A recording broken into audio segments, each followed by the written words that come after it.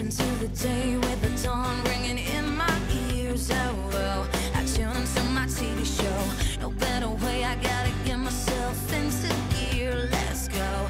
Oh, and I feel good today with my wake up in the morning espresso. I feel good today. It's my feel good breakfast show. A very good morning, South Africa. Welcome to your Feel Good Breakfast Show. Dumelang, goeiemorgen mensen by die huis. Hoe gaan het hier zo? Dit gaan goed. Lekker. Good to see you guys. Hopefully you're having a great day. Thanks for joining us. It's only going to get better from here. We're going to have a little bit of fun and games here on your Feel Good Breakfast Show. We're going to get into our Tuesday travel guess and game. Oh, yeah. We've got a beautiful destination. We're going to test your travel smarts. Yes, it's Binoni. And then someone else that keeps us guessing is Bonang Mateba. Does that mean she's ready for marriage? We'll have to wait for local entertainment news to find out That's more. the secret signal. It's like, yeah, umkosi. We got it down for you. Yeah. Then we're going to get all nostalgic. Why? Because yet another game is getting a revamp, and one of my favorites, a classic platformer. It's Crash Bandicoot. I haven't seen a game in a while, man. It looks awesome, Yeah, dude. and one person I'm certainly looking forward to hearing this morning is none other than Deslin Malota. Now, all the way from the Eastern Cape, a young singer-songwriter who's certainly making her mark on the music scene. She's a wonderfully warm person, welcoming. I met her a couple of minutes ago in the green room, and I can't wait for her to give you all of those feel-good vibes over the microphone. But right now, let's quickly get this day underway. Ewan, how's the weather out there, bro? Good morning, team. Very warm welcome from my side. Let's quickly take a look. Well, it seems that most parts of the country this morning can expect a rather chilly start, but you can also expect partly cloudy conditions going into your Tuesday. Your temperatuur op Polokwane begin op 4 grade minimum en 'n maximum van 18, Mobela 8 grade minimum en 22 later. Pretoria 8-19, Johannesburg 6-18, Mahikeng begin op 5 grade minimum, dit styg na warmer 22. Klerksdorp 6-22, Kimberley ook 6 grade minimum en 'n maximum van 22. Bloemfontein lekker koud vanoggend 0 grade minimum en 'n warmer 20 later. Richards Bay 15-23, Pietermaritzburg 7-22, Durban begin op 16 minimum en 'n maximum van 22. Mthatha ook lekker koel 4 grade minimum en 'n maximum van 22. East London starting off on 11 with a maximum of 23. Craddock 2 this morning and staying cool with a maximum of 18. Port Elizabeth 10-21, George 9-21. Sutherland also nice and cold today, 3 degrees minimum and a maximum of 15. Cape Town 8-18 and Worcester starting off on 5 degrees minimum with a maximum of 21. Springbok 9-21 and Uppington kicking off on 7 this morning, rising to a mild maximum of 24 degrees. That's a wrap of your weather for the 6:30 bulletin. As always, we'll keep you updated with those temperatures throughout the course of your morning. I'm back just after 7 o'clock with another look. Well, listen, we're going to take a first look at your roads, and there's a lot of unrest starting in Gauteng and Molten. Now, roads have been closed on the R59 highway between Johan Leroux and Meyer Street. That's due to protest action. Please avoid this route this morning. And if you're in Cape Town and Hout Bay, the My City bus using the bus routes 108 and 109, those have also been suspended due to the community unrest in Hout Bay. So please try and use an alternative means of transport this morning. That's where we leave your traffic for now. A more regal wave? You're a queen? No. Well, it's still nice and early on your Tuesday morning. Let's quickly take a look at what's happening out on our Facebook page, on social media. You can see a picture there. Graham looking kind of confused. Zoe kind of knowing what she's thinking about this morning. But the question is, if you could only pick one season to live in for the rest of your life, what would it be? Okay, so let's quickly take a look at what some of you guys are saying. Warda says, good morning, Expresso fam. I definitely choose summer. Such a fun and awesome time. Everything is just bright and happy. I hear you. Elizabeth says, good morning, my favorite morning show. I enjoyed a little bit of each, but yep, spring would be great. All right, spring is there. Harold says spring as well. Vincent, love winter. He loves winter. He says, it makes me strong. I love that. And Garth says, good morning, peeps. I just want to live in spring because summer will be awful. Spring will get its warm day. So spring is kind of the average for you as well. Thank you very much for all of the comments. Keep connecting with us throughout the course of this Tuesday. We'll connect with you. Remember that hashtag Expresso Show. Well, guess what? Right about now, it's that time of the week again where you've guessed it, yes, we're traveling around the world for our regular travel guessing game. And of course, if you are a travel fanatic or a geography lover, this one is for you. So show us your travel smarts by guessing where this week's mystery destination is. Share your thoughts on Twitter and on Facebook using our hashtag Expresso Show and tell us where in the world we are today. I just made up a Just tune look for it how now. beautiful that city is, man. Absolutely gorgeous. So Whoa. this morning, we're looking for the name of the largest city in a North African state, commonly called the country of cherries and dates. It's also known for its national football team and celebrated African monuments. And the city is renowned for its dates, as I've just said, known to be some of the best in the world, where visitors are often greeted with a glass of milk and dates upon their arrival. Yeah, they usually start about 7 o'clock. Now, the national animal, okay, is the fennec fox, and the national football team is actually named after the animal Les Fennecs. The football actually is the national sport of the country, and the fennec is also a desert fox. I think that kind of gives it away. We say the desert fox is out there with its disproportionately large ears. I've never seen one before, but that's what it looks like. That's what there's a fennec fox. Come on, that's too sweet. Notre Dame d'Afrique is one of the city's most famous monuments, built way back in 1858, and now it's only accessible by a single cable car. Wow. And there you have pictures of it. So what you need to do, get in touch with us on Facebook and on Twitter. Use our hashtag Expresso Show and let us know where in the world we are today. Start.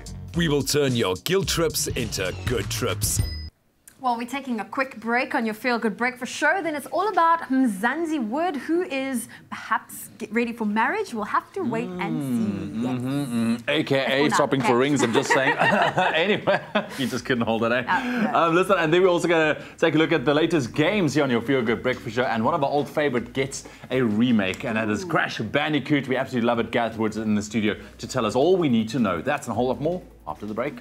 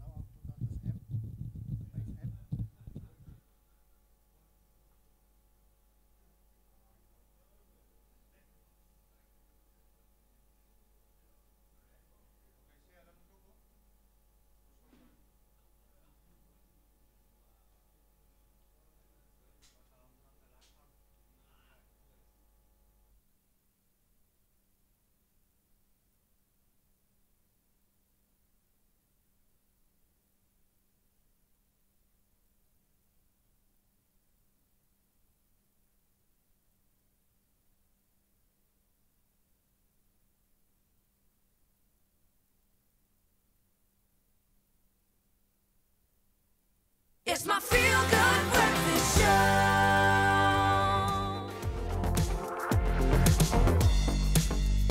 Welcome back to your Feel Good Breakfast Show on this Tuesday morning. That tune only means one thing. It's time for us to catch up with our Mzansiwood news. And we've been alluding to this moment the whole morning. Kat, please put us out of our misery. Shall I put you out of your misery? Yes, okay, I'll please. put you out of your misery. Well, it seems Bonang and AKA have been serving us, of course, a lot of couple goals, as Yes, they they do. have. A lot of romance since it broke out. But now it seems that they're serving us even more to eat up, because reportedly, Bonang is ready for marriage. I'm not sure if this is true, but reportedly, like I said. Okay. Not only that, but Queen Bee is also reported to say that AK is the one. Now, seeing that he was spotted diamond shopping recently, could their wedding be in the near future? Well, considering that Bonang is planning her 30th soiree, rumored to be costing something in the region of R500,000, perhaps that is the big night that Super Mega will do the thing. Ooh la la. Do you think it's possible? No, I mean, I do think it will come as a surprise. Him putting diamond shopping on Snapchat, I think he's probably, you know, making her something beautiful for her birthday. Thing is, if you can confidently lick someone's face like that, I pretty much say, okay, well, it's pretty much done. Anyway, Anything goes. let us know if you are part of the I guess, the community that follows that story, if you know anything to be true. Anyway, from a rumored proposal to the city of love, Khomotso Christopher has taken a break from her hectic filming schedule, and seeing that it's school holidays, guess what she's doing? She's whisked the entire family away on vacation to Paris. Yes, she took to Instagram and she shared photos of her family, and look at that, all smiles, roaming the streets of Paris, and of course taking in the Eiffel Tower as well. Now, there's no word on how long this holiday will be, but one thing is for sure, the kids sure are lucky. Look at that. That's awesome. Family holidays in Paris? Great. Well, I've never done an overseas holiday with the family, but I mean, we used to school holidays, go on holiday, like when we still lived in Cape Town, we'd go for holiday in Durban, you know, with the little birds that escaped winter. Because Durban doesn't get winter. Hey, you guys, you're fancy, hey? Do you know where I used to go for holidays, eh? Where? Ramatlabama.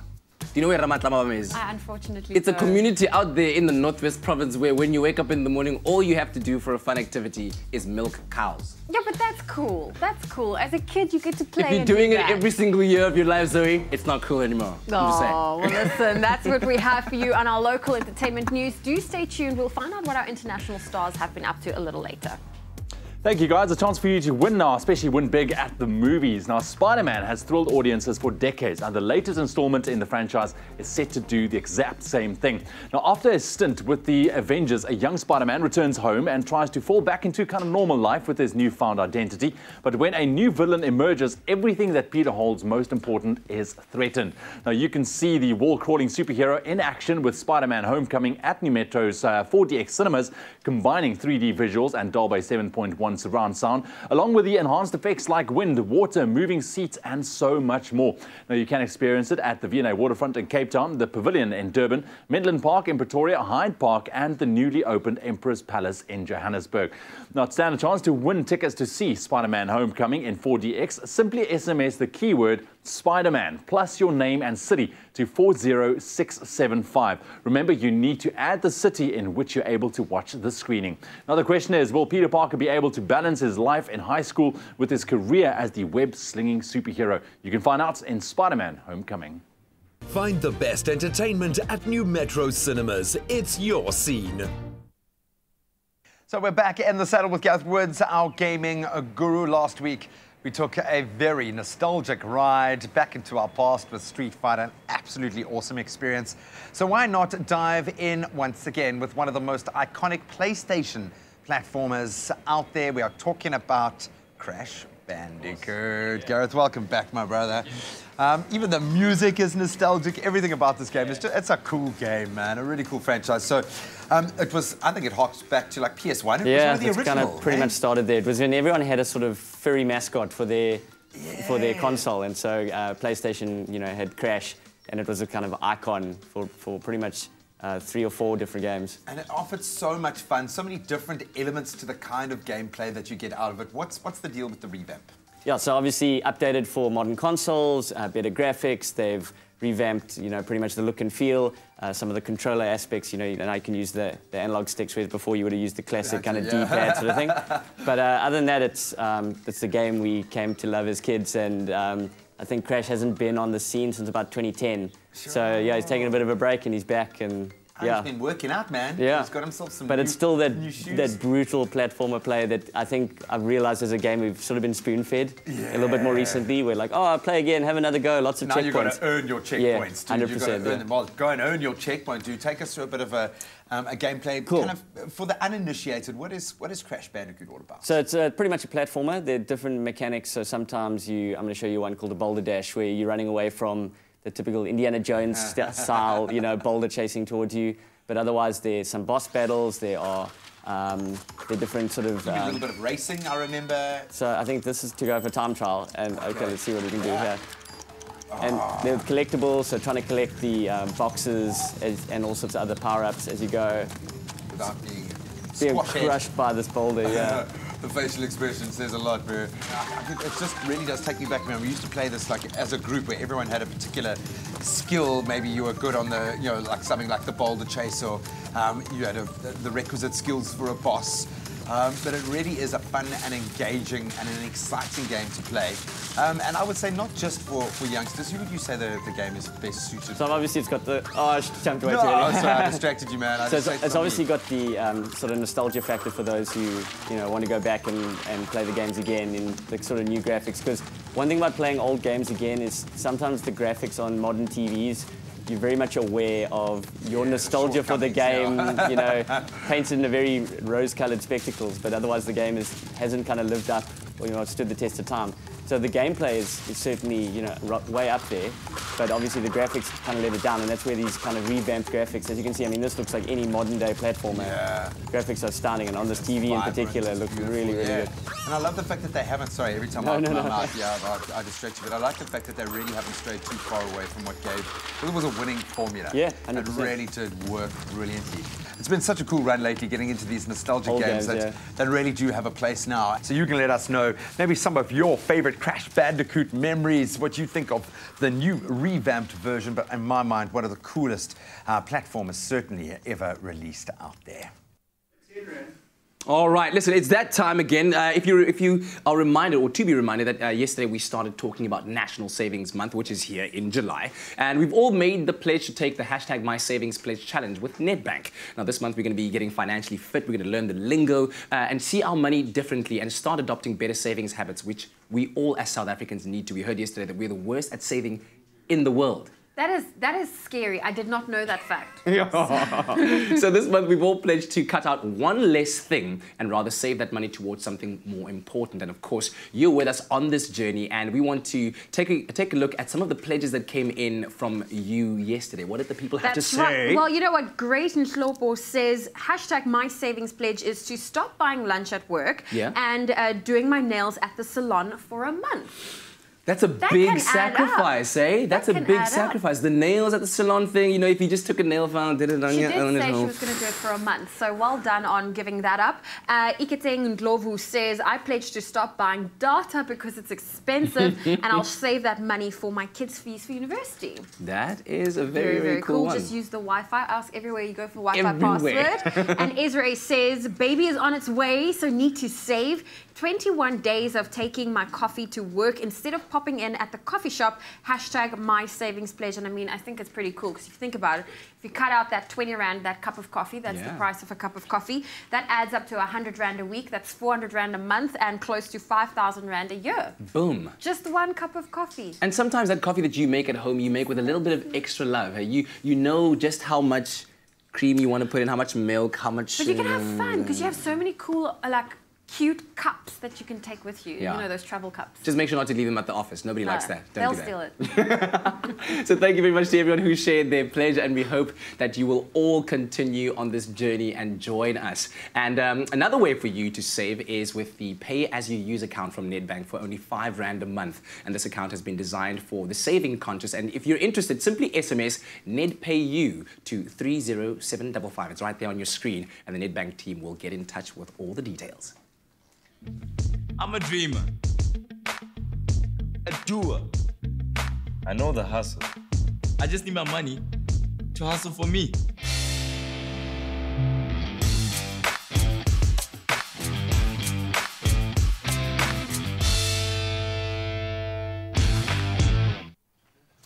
Well, it's a true feel-good wins Tuesday. I'm one day ahead already, all right? Slow down. Listen, the Feel-Good Tuesday, we've got a lot ahead for you on your Feel-Good Breakfast Show. Stick around after the break, your What's Trending segment, and we've got such a cute story, man, about a 9-year-old little couple who breaks the internet with cuteness. Oh, just adorable. Much sweetness happening on the show this morning. Deslin Molatana is here with a gorgeous voice, looking beautiful. I was telling the band, guys, just look beautiful. Unfortunately, gents, we pale against this gorgeous young thing. She's going to be performing after the break. Stick around.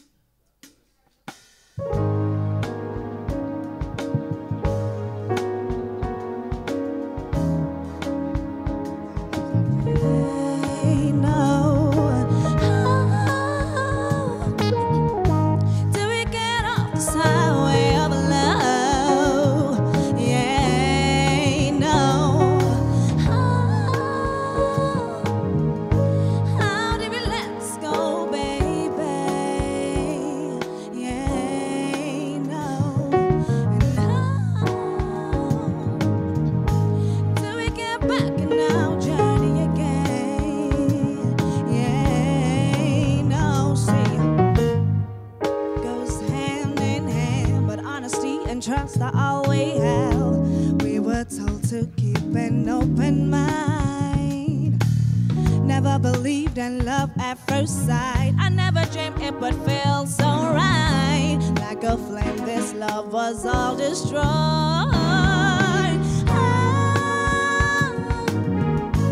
How did we take the wrong turn, babe? Yeah, no.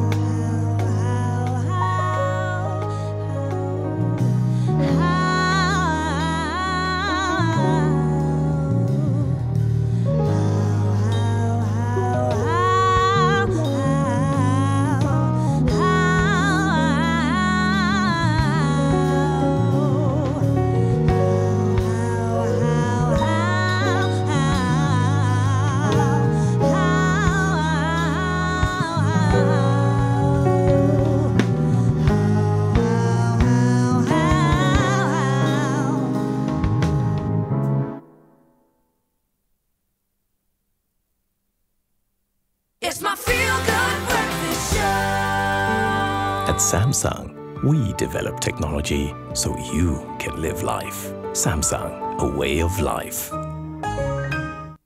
right. Happy Tuesday to you. Welcome back to your Feel Good Breakfast Show, Expresso on SABC3.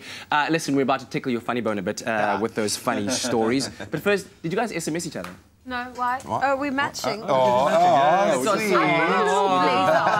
Okay, all right. Anyway, let's take a look at those funny random stories we found online for you. What have we got? Zewin. We've got a really cool little story to kick us off this morning. The world-renowned Vienna Chamber Orchestra, one of the most respected, I think, in the world, had a surprise guest at their 31st International Izmir Festival. A dog wandered on and just kind of looked for the perfect spots. Obviously, he liked a little cello, a little violin, and just sat down to take in a beautiful, unforgettable performance. You can see the poor musicians desperately trying not to laugh. No one knows whose dog he was or how he was able to get a VIP pass. That is cool, man. But more power to you, Pat. But apparently, after that tape stopped filming, the dog went, La donna mobile. Imagine that. That would Well, have listen, gone from viral. one dog to another. Now, I know it's cold here in South Africa, but Northern Hemisphere is celebrating summer, and one little Yorkie wanted to take a swim. It was a hot summer's day, and instead of no lilos in place, he decided to use his friend and to get a little to avoid getting wet. So I thought that's a clever little What doggy. a Yorkie. What a Yorkie won. Do you feel like they're used to doing that? It's the gymnastics mount that does it for me. Landing. That was brilliant. Doggo. Listen, should we take one quick story? This is very, very cute. And the internet's hearts, they are breaking of it because a tweet of a young couple surfaced. They're only 9 years old, okay? Now, they said their goodbyes and they went their separate ways. Now, the young boy was moving and the girl's sister captured this photo. Oh, man, look at that. Of their final farewell to each other. Now, they've known each other actually since they were 2, and they always said that they're boyfriend and girlfriend. And yeah, so we really hope that they will reconnect one day and find themselves in the same city. I mean, just throw up that picture once again. I mean, you can see saddest thing I've seen today. Like yesterday, we talked about that couple that met when they were 3 years in old, right? kindergarten. Yes, And then yes. ended Look up at that. This could be like, Man, the little matching outfit. Oh, man. Stop it. Anyway. Stop it. That's heartbreaking, Stop man. it, man. let us know about the interesting stories that you found online. Of course, when you do share them with us, use hashtag Expresso Show. And we know that South Africa has an abundance of talented musicians offering a myriad of diverse genres. One such genre is represented this morning by Eastern Cape-born urban soul singer Deslin Malotana, who made her mark a few years ago with the release of her self-titled EP, and she joins us to perform one of her tracks. Here she is.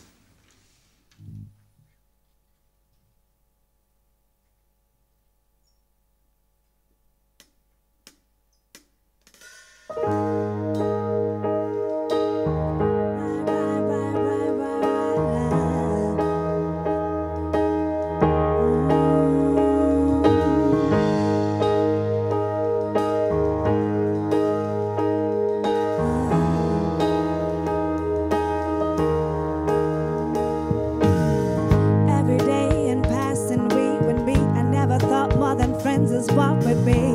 So pure and so true. After all that has been said and done, butting heads breaking up made me realize you are the one. Nothing will change what I feel inside. Others may wait for the pain to subside, although it's naked to the eye. Hurt and blame is all that we cast. All that's left is to say farewell to the past. I still ask myself,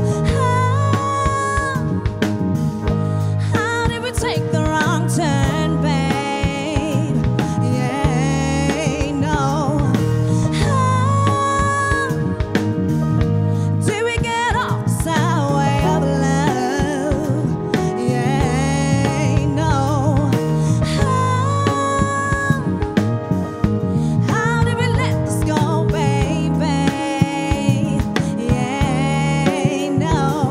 And how do we get back on our journey again? Yeah, no. See, friendship and love goes hand in hand, but honesty and trust are all we have. We were told to keep an open mind. Never believed in love at first sight. I never dreamed it would feel so right. Like a flame, this love was all destroyed.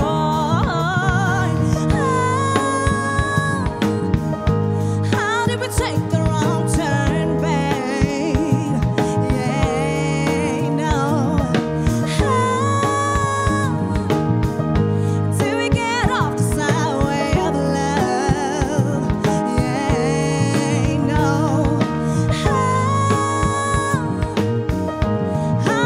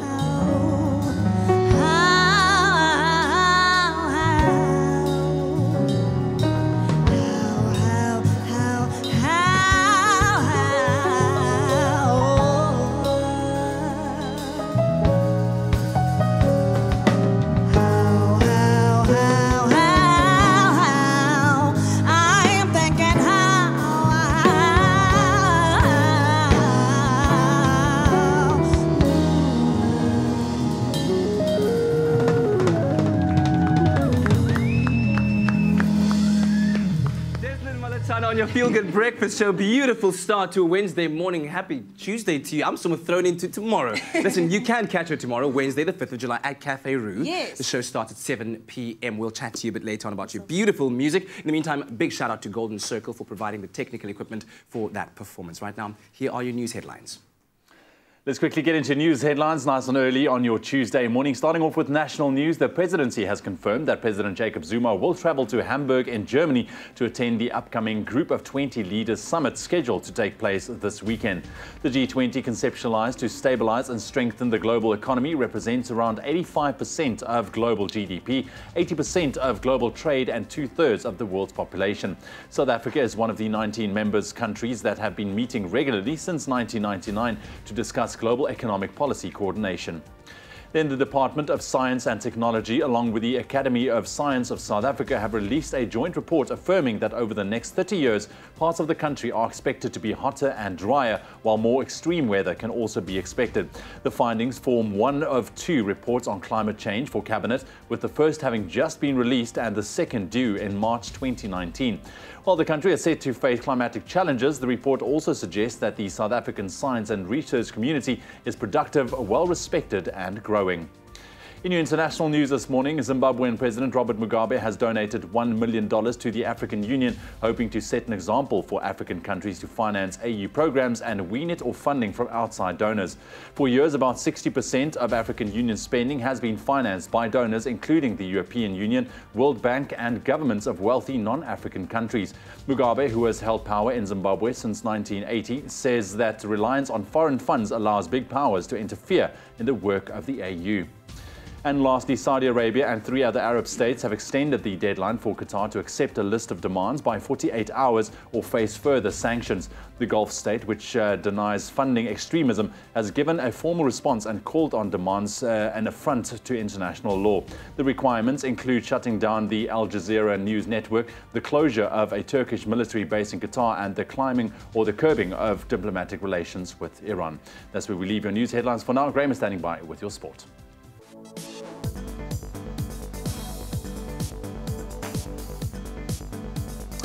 Cricket first this morning, and Proteas batsman Dean Elgar will captain the national side for their first test of their upcoming 4-match series against England. Elgar becomes the 12th player to captain the South African Test team since readmission back in 1992. And of course, he steps into the leadership role in the place of Faf du Plessis, who will miss the Test due to the birth of his first child. So big congratulations there.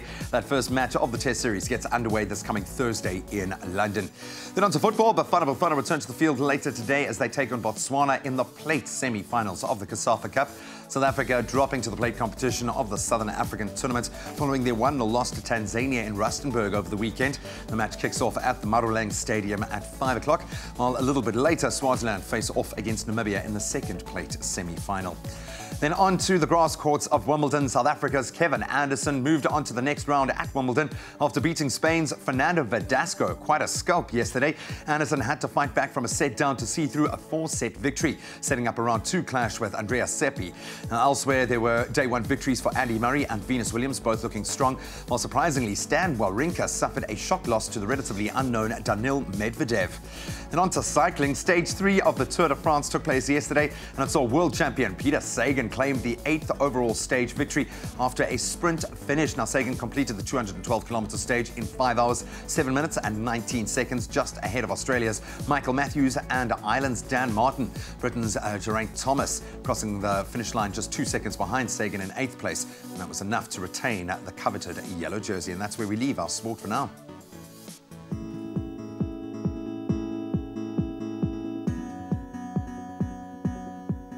Well, let's take another look at your traffic, starting off in Gauteng and Parktown. Now, there's been an accident on the M1 southbound. It's as you head towards the CBD. It's likely to cause heavy delays this morning. If you're in Cape Town and Athlone, expect slow-moving traffic on the N2 inbound between Jakes Gerwel Drive and the M5 interchange. That's where we leave your traffic for now on your Feel Good Breakfast Show. 5 minutes past 7 o'clock on your Tuesday morning. Let's get into your weather and those temperatures quickly. And it seems that most parts of the country can expect a nice and chilly start this morning with partly cloudy conditions going into the day. Your temperature, Polokwane 4 grade minimum en 'n maximum van 18, Mbombela 8 grade en 22 later. Pretoria 8-19, Johannesburg 6-18, Mahikeng 5-22, Klerksdorp 6-22, Kimberley 6-22, Bloemfontein rond 0 grade, lekker koud en 'n warmer 20 later. Richards Bay 15-23, Pietermaritzburg 7-22, Durban 16-22, Mthatha 4 this morning with a maximum of 22 as well. East London 11-23, Cradock 2 this morning, staying cool with a maximum of 18. Port Elizabeth 10-21, George 9-21, Sutherland nice and cold today, starting off on 3 degrees minimum and a maximum of only 15. Cape Town 8-18, Worcester 5-21, Springbok 9-21, and Uppington starting off on 7 this morning with a mild maximum of 24 degrees. That's a wrap of your weather for the 7 o'clock bulletin. I'll be back just after 8 with another look.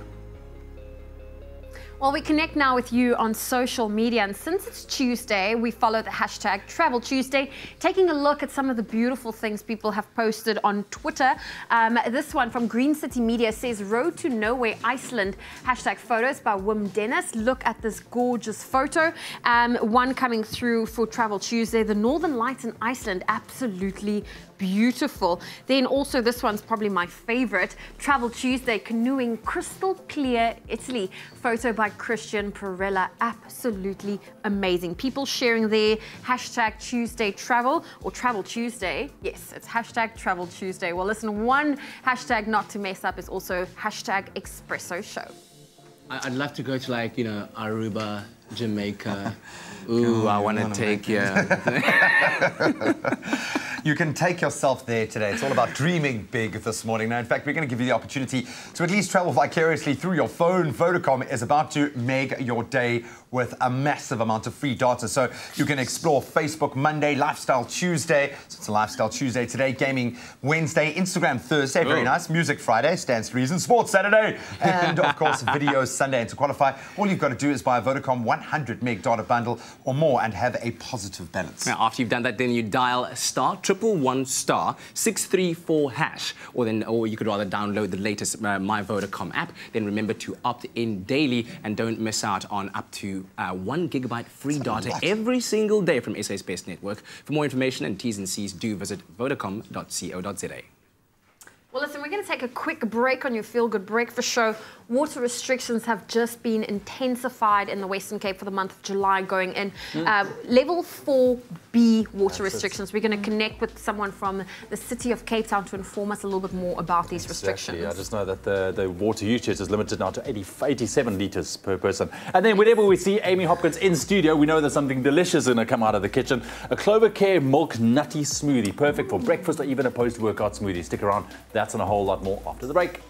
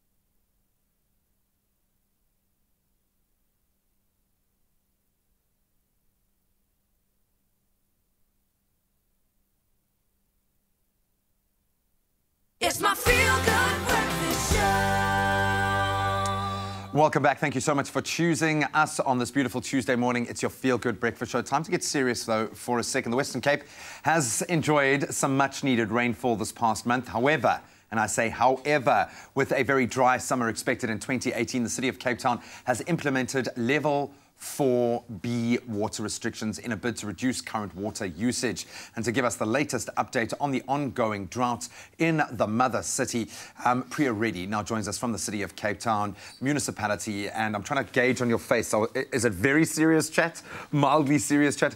I can feel a shift in culture already. We've had a couple of nights of rain and already people are kind of tapping off that sense of urgency about saving water. Where do we stand at the moment? What's the latest? Well, that's exactly it. You know, people see a little bit of rain and we get calls like, are the water restrictions now lifted? Now, absolutely not. We need 3 years of above average rainfall to get ourselves to a more healthy position. And as you just said, we're going to have a very hot winter. Predictions are it's going to be a very hot, summer. Of 2018.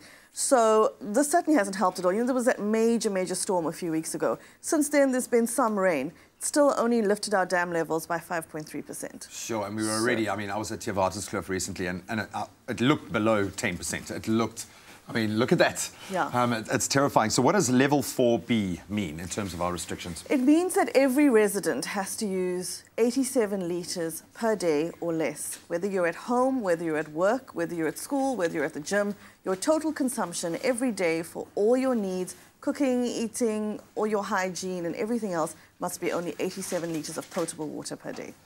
What happens next if we fail to meet this? Where do we stand if we can't stick within this? Look, the city is putting in added measures. We have reduced water pressure. A lot of people around the city will notice when you open your taps, you're not getting the same kind of flow that you used to get. Sure. And we're going to be doing that even more.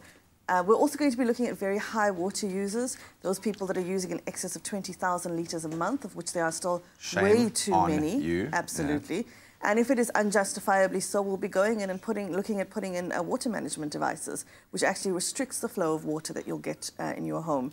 So the city is doing more and more stringent things, but still it's about behaviour change. It's about everybody taking responsibility. The time for blaming, the time for pointing fingers is over. We're all in this together. We're all victims. We've got to move, yeah. And we'll all benefit if we save.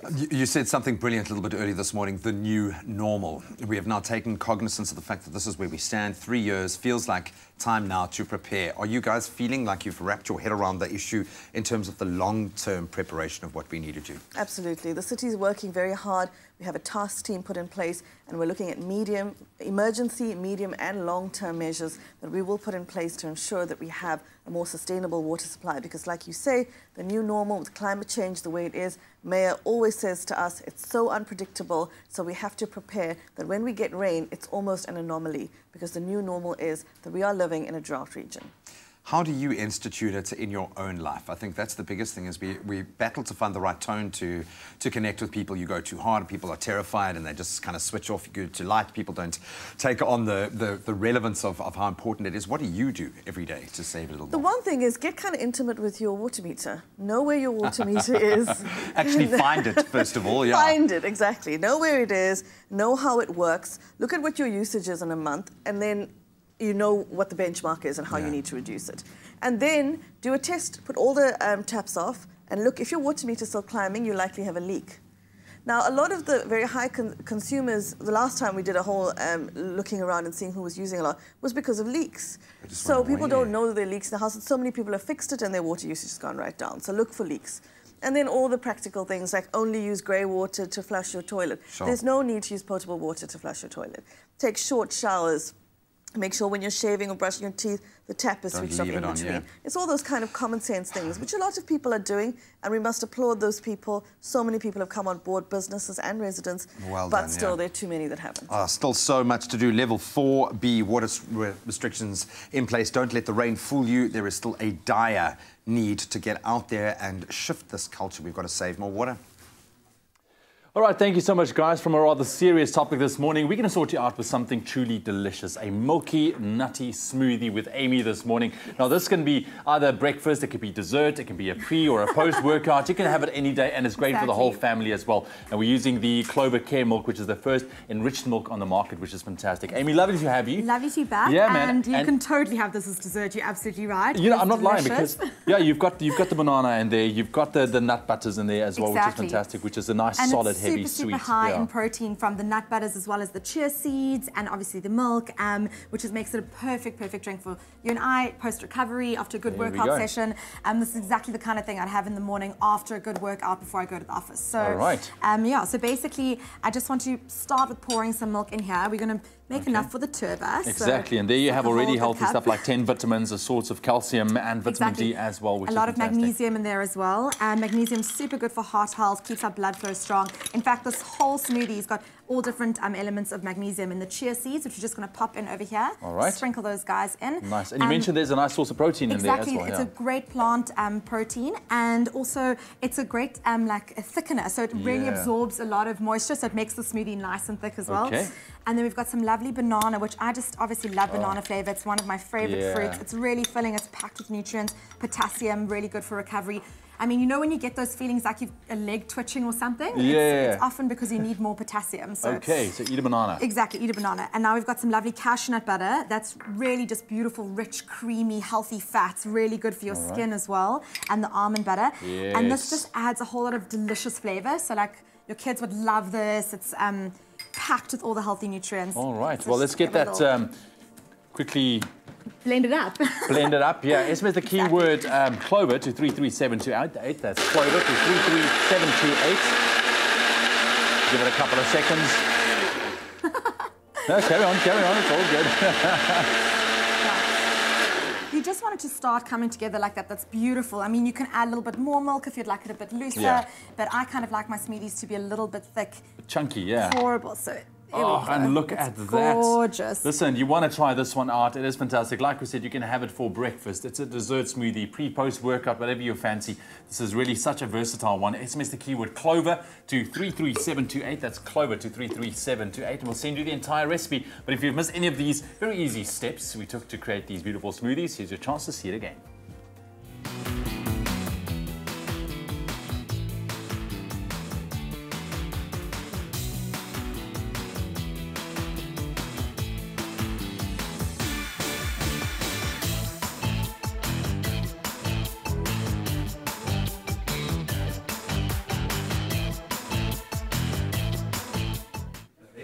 All right, there we have it. That keyword once again is clover. SMS that to 33728. Thank you, Amy. Pleasure. For spoiling us this morning, always coming with delicious recipes. But she's not done yet.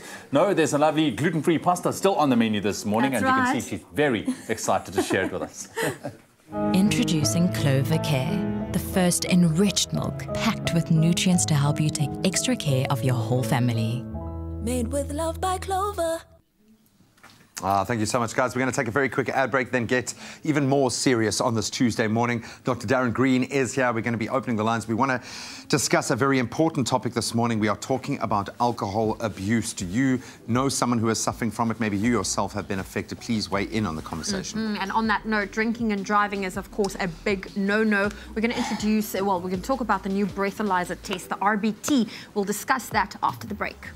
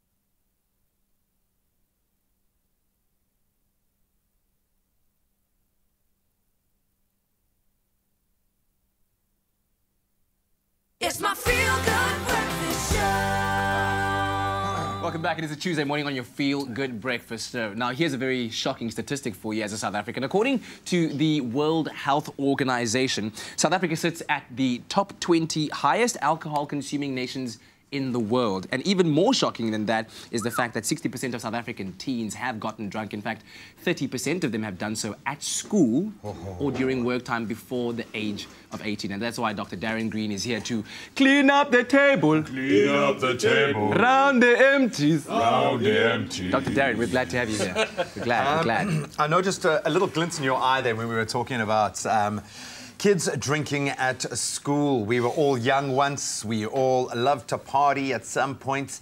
Is alcohol all bad? Is it in moderation all right to drink? We don't want to completely bash it because it is so readily available. There are economies that rest on it. Of course. Where do we sit here? Is one drink all right? Yeah. So, how do you feel? Yeah, so what's happening is the science is coming up with newer and newer studies showing us that the benefits of using alcohol are becoming less and less the more we delve into it and the more we study it in detail. Wow. So obviously what we used to term as moderate drinking being okay, as being 2 units a day, is now showing that it actually causes damage and puts you at risk for certain health problems, and that's what's concerning. The issue is just, you know, why are our stats looking the way they are? Yeah, when we talk about health issues, what health issues are we talking about that could potentially... You mean from alcoholism itself? So addiction is the first one. Of course. So, dead brain cells. Yeah, dead brain cells. Not knowing your family history when it comes to your parents, grandparents' use of alcohol is also something we need to look at, because your chances of becoming an alcoholic and becoming addicted to alcohol are almost more than half if you have a relative, specifically a father or grandfather that has as well. So what is it about alcohol that is addictive? Yeah, so it's all about how it affects the brain. So alcohol obviously is metabolized in the liver, so it gets absorbed through the stomach. It uses various nutrients, like thiamine is one of the vitamins used. And as the enzymes of the liver convert alcohol into acetaldehyde, which is a subtype, you know, the chemical structure takes off the hydrogen ions, it crosses the barriers, and as that moves to the different organ systems, obviously, it has effects on those cellular components. When it goes to the brain, it affects the neurotransmitters. That's the effect of it being a downer. We spoke about addiction last week, about uppers and downers. Yeah. So addiction to alcohol specifically, it's a downer. In other words, it depresses the nervous system a little bit. It slows the nervous system down.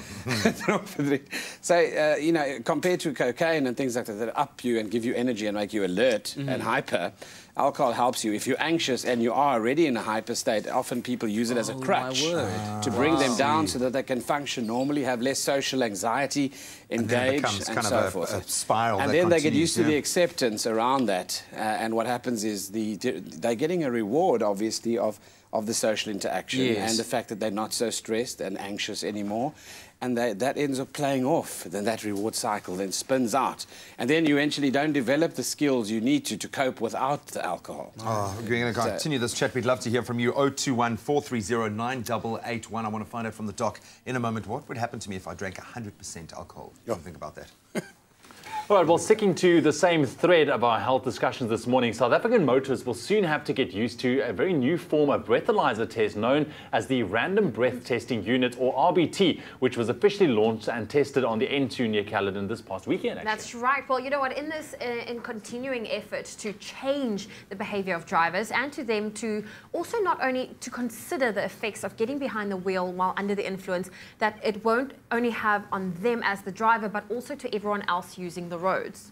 Now, that's according to the MEC of Transport and Public Works. Now, Donald Grant, he said Australia has experienced a 20% drop in traffic-related injuries, and that's due to drunken driving within only 2 years after this model was a breathalyzer was actually launched. So it did a massive good, actually, in the country. That's right. Well, government has made a move to adapt this model after the Cape Town High Court have ruled against the Draeger breathalyzer in 2011, and that's due to its inaccurate readings. And as part of this initiative, the Safely Home Road Safety Campaign has produced a TV advert alerting the public to the rollout of the RBT, as well as creating an online message that advises that alcohol and the roads don't mix under the hashtag booze-free roads. That's hashtag booze-free roads. Yeah, I mean, you see them on those information signs on the highways all across that hashtag booze-free roads. Now, the second launch of RBT will take place in the city of Cape Town on the 14th of July, with the Overberg to go on a 3-month trial of the alcohol screening process before the device is made accessible to the rest of the country. And I think this is cool, man, because we can't take those chances anymore. We know we can't be under the influence and get in your car and get out on the roads. It's not only a danger to yourself, but it's a danger to everyone around you, pedestrians included as well. So we want to know from you, what do you think of this new RBT system? What message do you want drunk drivers to take away from this new process? So you can let us know your thoughts on our social media pages with the hashtag Expresso Show. Wow, we're having very deep discussions here with Dr. Darren Green. We're talking about understanding alcohol, getting into the aspects of alcoholism. If you have any questions to ask about our medical topic this morning, give us a call on 021-430-9881. Graham, you asked a very interesting question before we left. What would happen to me, or anyone, who drank 100% alcohol? Would you die? Drop to the floor, no. So 100% alcohol is neat. I mean, it has serious effects, toxic effects on both the nervous system, the cardiovascular system, and of course, obviously, your digestive system. If you think about something like some of the rums that are like 80%, the worst ones, or the highest concentration, it's not about the percentage, it's about how much of that is in what you're drinking with, and what you're drinking it with. If there's sugar involved as well, in combination with that alcohol, changes the metabolic profile in the liver as well, in terms of the enzymes involved and the nutrients. So 100% alcohol would burn your stomach, firstly. If they often with antacids show you what acid does. If you pour it onto a little cloth, something like that, so you cause a gastritis, red, angry blood vessels on the surface of the stomach. You can then lead to, with the liver metabolism, pancreatitis, because the pancreas is busy trying to also help with the digestion of that and pump out a lot of enzymes in the breakdown of the molecule itself. And then, of course, your gastrointestinal tract. You can imagine how that burns the inner lining of the tube and causes then, obviously, dire effects of absorption of foodstuffs and nutrients down the line. Notwithstanding, obviously, the central effects of that alcohol going to the brain Straight and what to your head, intoxication. So it's poison. And that kind of thing. The higher the volume, the more poisonous, basically. Can we then deduce from that the quality of alcohol that you drink does make a difference in the way that your body metabolizes it? For instance, you know, you have people that brew their own blitz daar agter in unfiltered. Unfiltered brew, yes. So would that make a difference? It can, of course, make a difference, because you must understand there are yeasts involved, there's sulfites involved, and combining those factors affect, obviously, the effect that you're going to get. You must remember that there are also certain things that you can't control when you're brewing, that people might add just for flavor or taste, and that all changes the body's makeup as to how it sees the alcohol molecule. Remember, you get methylated spirits, you get methanol, which they use in laboratories and stuff like that.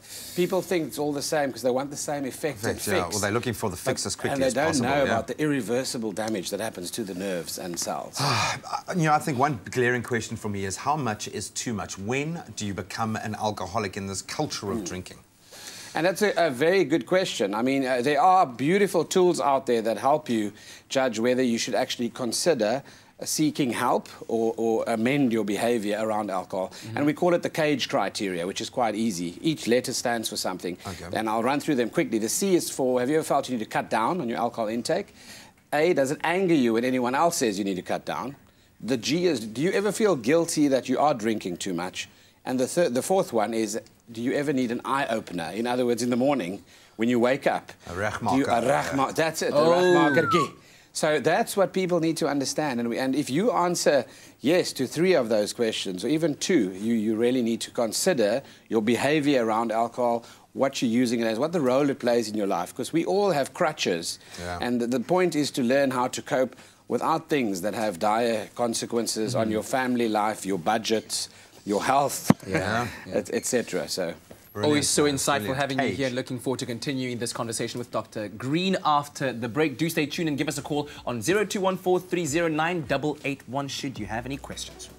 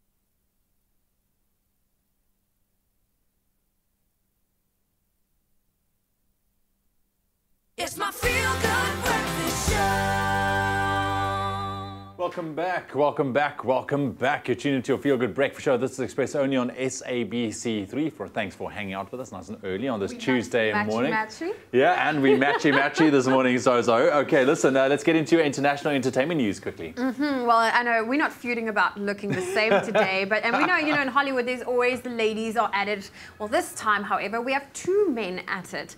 None other than Jay-Z and Kanye West are rumored to be feuding over a track on Jay-Z's latest album, 444, which calls Kanye West out over money that he allegedly loaned and never paid back. Now, Kanye's team has hit back by pulling all of its music off Tidal, which is Jay-Z's streaming company, saying that, in fact, Jay-Z owes him money for bringing over 1 million subscribers to the services.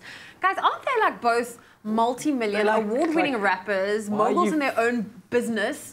Like, why are you feeling about this now? Yeah, like, come now. Just pay each other's debt and don't lend each other money. just do your thing. Like, do your thing. Both like successful artists, just do your thing. Okay, cool. Well, there you go. Well, listen, from Jay-Z to his wife, well, sort of, an interview with Andy Cohen, one of Beyonce's gal pals, Lala Anthony, shared shared more than just a few details on what really happened at the singer's push party. Let's take a look.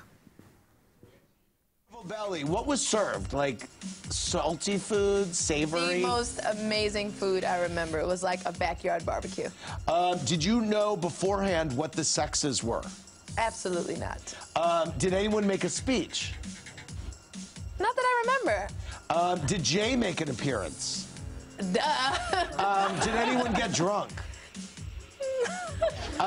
Was Blue there? Of course. Is Blue seem that she's getting siblings? Not at all. Very exciting. We know Beyonce has a tight circle of friends, so she wasn't giving anything up other than the facial expressions, though, yes. said quite a bit. Anyways, that's a wrap of your international entertainment news. All right, we're back again on the hot seat with Dr. Green. We're talking about understanding alcohol, alcoholism, and all the things that come around with it. Our numbers, our line is open, 0214309881. We've got Wynand calling us from Nelspruit. Sommer net voor die in die Bosfees. Wynand, how are you? Good in yourself. Very, very good. Thanks so much for the call. What is your question or your comment? I want to quickly find out, on a medical term, binge drinking, is it just as dangerous as, everyday drinking? How would you define binge drinking? Yeah, brilliant question. Great question. So binge drinking is when you can't pull up the handbrake. In other words, you can't have and limit yourself to just 1 or 2 drinks socially with friends around a braai.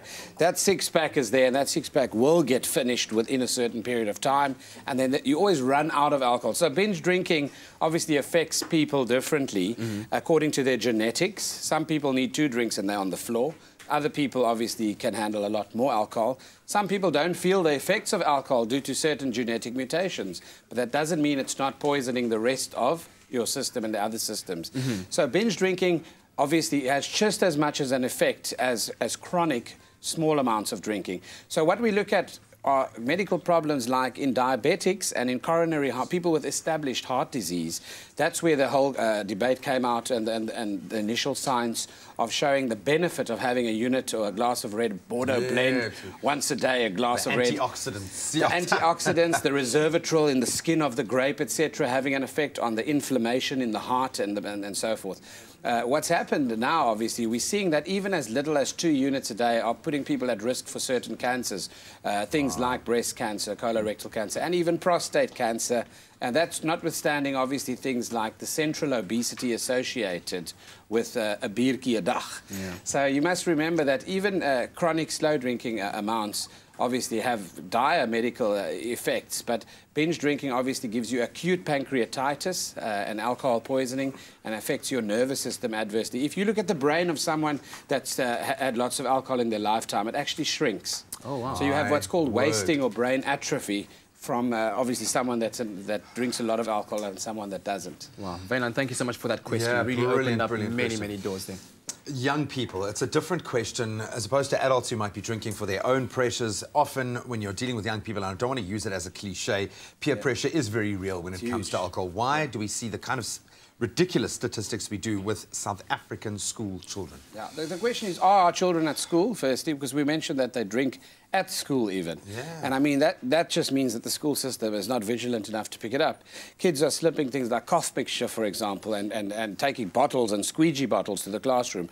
We need to catch a wake-up. Parents need to wake up, teachers also, and be aware of the problem.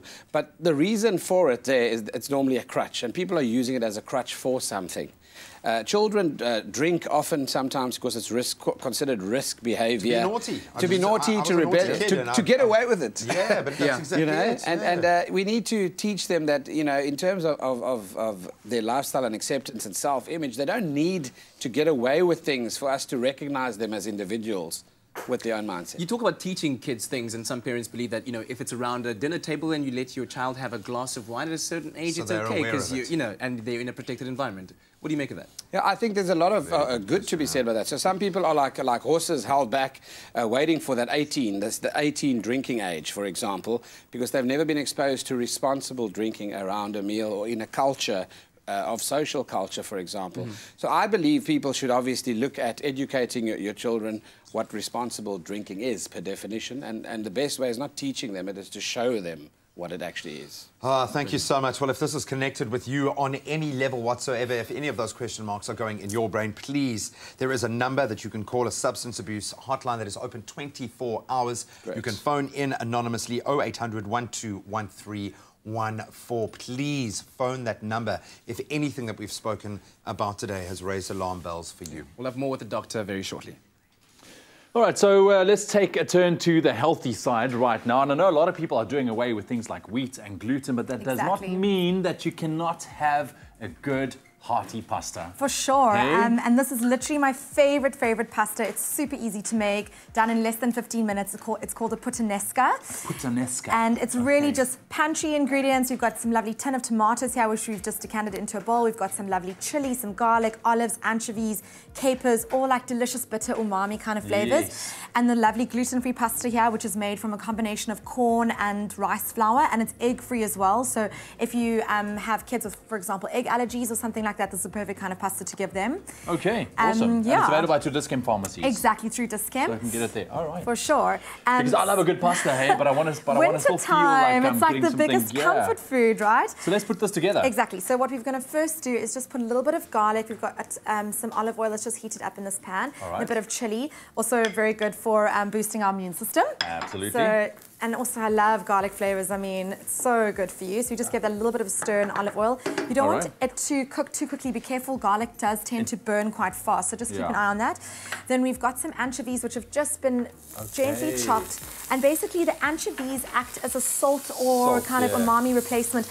And they almost disappear in the mixture. So you don't have, you know, they kind of melt down into the sauce. It's beautiful. All right. So just give that a little bit of a stir. Then we've got some capers. Once again, also adding a different kind of flavor profile to This is more of the bitter flavor profile, but delicious. And some olives, my favorite. Also super good for your skin and heart health and everything. So you just kind of let those guys sizzle. And we add a tin of tomatoes. You can use about 3 to 4 fresh chopped tomatoes as well, but a tin is just so easy. And the great thing with tomatoes is that when they cook, the lycopene, which contains the antioxidants, actually increases. So tomatoes are one of those natural foods that are actually better for you once they're cooked. So it's fantastic. Okay.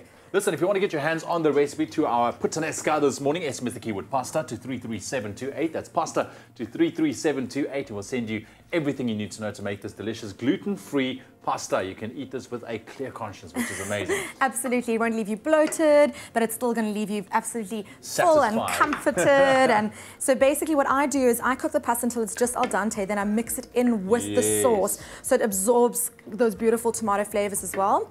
And yeah, you would just kind of let this sit for about 15 minutes or a little bit less. And I'm just going to serve it up here so we can just... and look at that. Please try not make a mess. I'm the messiest chef around. It's okay, as long as it tastes good, it's amazing. The keyword is pasta. SMS that to 33728. That's pasta to 33728. She will send you everything you need to know. You can also check it out on our website, expressoshow.com. There we go. All the recipes are there, including the smoothie that Amy made for us a little bit earlier on this morning. A little bit of fresh basil, a little salt. But you see, I see what you did here. It's like food styling, you see? No, listen. So now you're going to have to move the ball. No one needs to see that. Gotta love it. Thank you, Amy. Pasta is that keyword. SMS that to 33728. Yeah, Dr. Green is here cleaning up the tables. Dr. Dreamy Green. Cleaning up the tables and rounding the empties. Listen, we've got a caller on the line. Good morning to you, Anonymous. Good morning. Thank you so much for your call. What is your question? I just want to find out, my son has been in recovery for 4 years. He's been clean and sober for 4 years. Right. My husband is, he's a drinker, a heavy drinker. Unfortunately, he owns his own company. Now, he wants to stop, well, I hope he does. And I want to know, is it possible to get clean without actually having to go to rehab?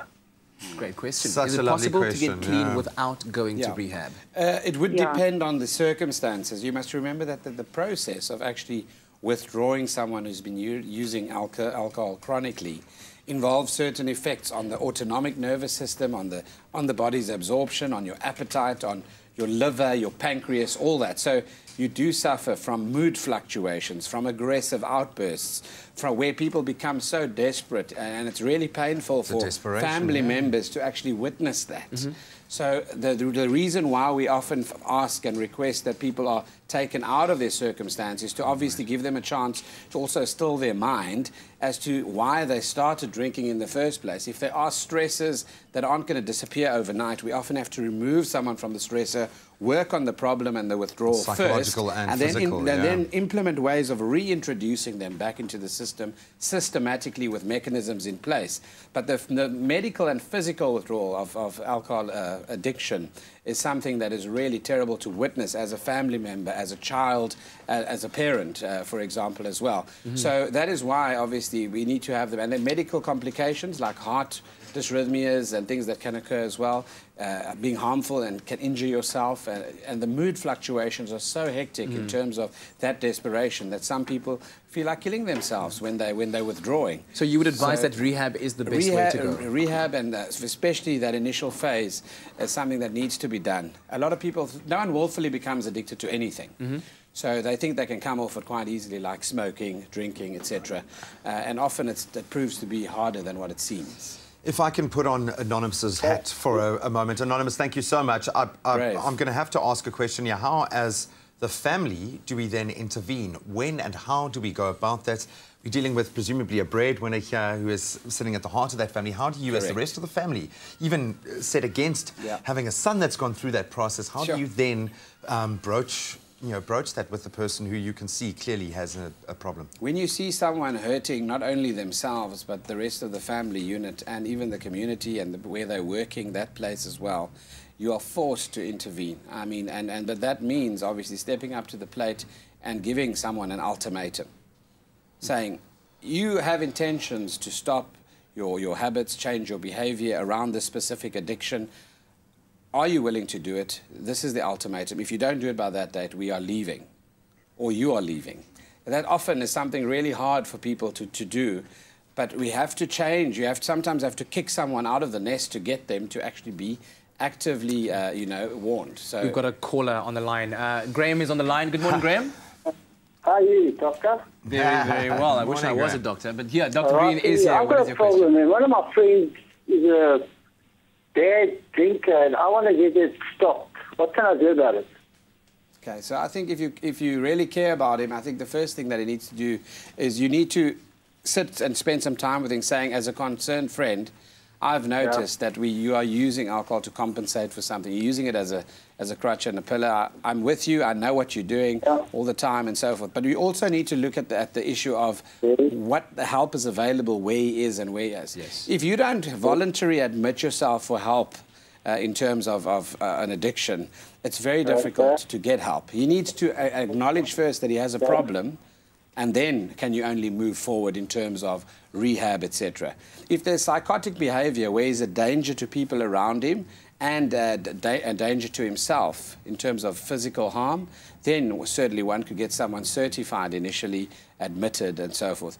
But we want, and ideally, someone that voluntarily admits themselves to get into a program. And for you, it would mean calling the helpline that we've suggested earlier on as a friend. They will give you resources and help you with the process to take you through step by step where you are and where you're living to actually move through this process. Thanks so much, Dr. Green. And of course, Graham, if you are looking for that helpline, it is 0800 12 13 14. I'll say it again, 0800 12 13 14. Do give them a call. Dr. Green, invaluable words, inspiring very and wise, insightful. Thank you so much.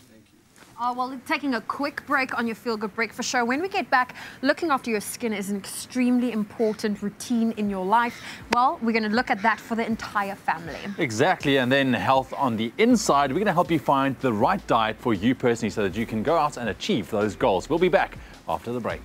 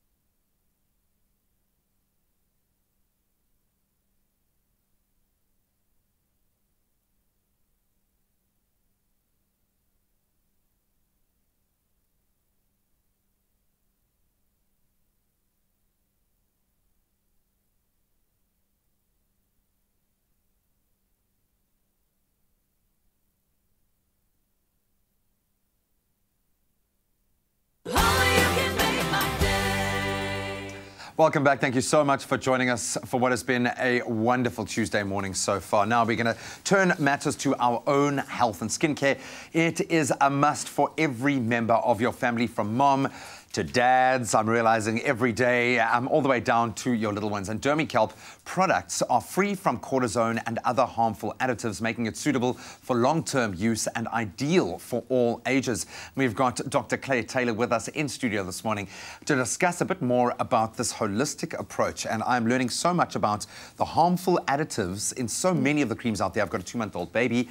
I've been educated, and it was amazing to me to broach a product that is showing a slightly different, very natural way. But first, let's look at something that has been a savior, yes, in some terms, I think, to many people, cortisone, which we find in so many topical treatments and so many creams out there. How does cortisone work? What makes it so effective and negative, the connotations there as well? Well, cortisone is actually a hormone that the adrenal glands on top of your kidneys excrete anyway. So in times of stress, your body will react, it will release the cortisone, and that suppresses the immune system. Okay, so if you have a cream, a cortisone cream that you then rub on your skin, it's going to take away the itchiness, it's going to take the redness and the swelling. It's going to dampen down all those symptoms. But the unfortunate thing about cortisone is that with long-term use and with strong cortisone creams, you might find that there'll be some, some side effects, some negative effects. Maybe your skin will start to thin. Perhaps you are allergic to cortisone, you can't take it. There are some people that shouldn't take cortisone. Maybe they have a virus, they might be pregnant, they might be too young. So as much as we like cortisone, it's not for everybody. And it's quite heavy hitting. I think that certainly has come to the fore for me. And you're also then just masking the symptoms, as you've said. So finding a natural option, finding something that doesn't contain that but has a similar effect, that is massive, I would imagine. There must be a lot about the way that Dermacare approached this that really excites you. Oh, absolutely. Dermacare utilizes an extract from the brown kelp that we just see off the shore. Yeah. It's that stuff. And they take an extract from that. It's called CEMK, which basically does the same thing as cortisone. It reduces the itchiness, it reduces the swelling, it takes away the redness, but without a lot of those negative side effects. You could do it on a daily basis. You could use it on a daily basis. And I'm going to get quite serious here for a second, because I've learned now with my 2-month-old at home, how much of what we use is harmful. How would you introduce something like Dermacare, which gives us that natural alternative in a daily routine, kind of across the ages? Well, Dermacare is fantastic in the fact that you can use it on a daily basis regularly without worrying about those additive effects. So cortisone you have to take twice a day, maximum for a certain amount of time, and then you have to stop before the negative side. That should be your first warning sign that it comes to the proviso. Exactly. Yeah. With Dermacare, you can use it as an alternative because it is something you can take on a regular basis. You can also use it in conjunction with cortisone cream that you're using at the moment if you just need a little bit of help to get you from that first application to the second application. Bridge that gap, yeah. So it is a way you can incorporate it into your daily life. There are body washes with Dermacare. There's a moisturizing lotion. If you have an intense itch, there's the anti-itch cream. There are really many ways that you can use it. I love the fact that in your industry, I know so much is born out of science, and we don't want to bash science, and I hope this is not coming across like that, because we rely on it every day, but you must marvel at how far we've come when you see a product like this, and especially the fact that we're using the brown kelp that we literally see every day outside on the boardwalk. This must really be a positive influence on you to see that this is where we've come with natural remedies. Definitely. I'm a scientist, I deal with chemicals on a daily basis, but there is that aspect of like, goodness, how good is this for us, to introduce new compounds and chemicals into the environment. So when something comes along that's natural, you almost have that sense of relief, oh, thank goodness, we're not adding to the problem. We're not making things worse. We're not making matters worse through trying to help, So Dermacare is lovely in that aspect. It's using something that's already there. We're just harnessing it and making it work for us. Thank you so much for bringing me such a large sample size as well. Oh, you're I so love that. welcome. Thank you very much. I'm going to take all of those for myself. My way out. Doctor, thank you so much. I really am excited about this, and hopefully you at home. This has kind of lit a light bulb above you. You can go natural and have the same effect. Dermacare contains 100% natural and exclusive extract from kelp, as we've said this morning, offering an effective symptomatic treatment to soothe itchy and inflamed skin. It's suitable choice of skincare for you and your entire family as well. And now you can also, as an added bonus, stand the chance of winning a Dermacare hamper to the value of 1,300 Rand. So you've got to go onto our Expresso Morning Show Facebook page. You've got to answer the question, what steroid is the Dermacare product range completely free of? Make sure to tag at Dermacare, and the winner of that hamper will also go into a draw to stand a chance of winning a spa day for you and your partner. You can get all of the terms and conditions on expressoshow.com. Dr. Claire Taylor, it's been absolutely wonderful meeting you. Thank you so much for just opening my mind a little bit, and hopefully this is, as I've said, kind of lit a light bulb above you. Time to go natural.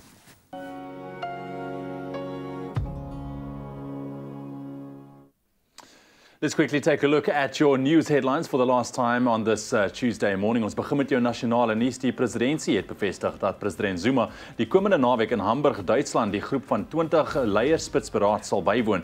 Die G20 wat gestig is om die wêreldekonomie te stabiliseer en te verstewig, verteenwoordig sowat 85% van die wêreld se BBP, 80% van wêreldhandel en ongeveer 2/3 van die wêreld se bevolking. Suid-Afrika is een van die 20 lidlande wat sedert 1999 gereeld vergader om globale ekonomiese beleidkoördinering te bespreek. Dan die Departement van Wetenskap en Tegnologie en die Akademie vir Wetenskap van Suid-Afrika het 'n gesamentlike verslag die lig laat sien waarin beamoen word dat dele van die land na verwagting oor die volgende 30 jaar warmer en droër gaan word en dat meer uiterste weer ook vir te wagte kan wees.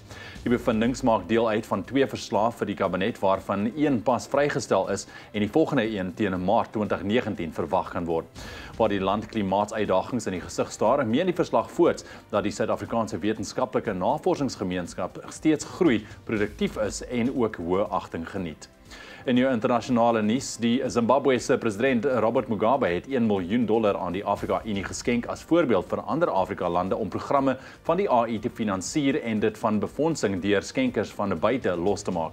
Sowat 60% van die Afrika-Unie se besteding word jare al deur skenkers soos die Europese Unie, die Wêreldbank en regerings van welgestelde nie-Afrika-lande gefinansier.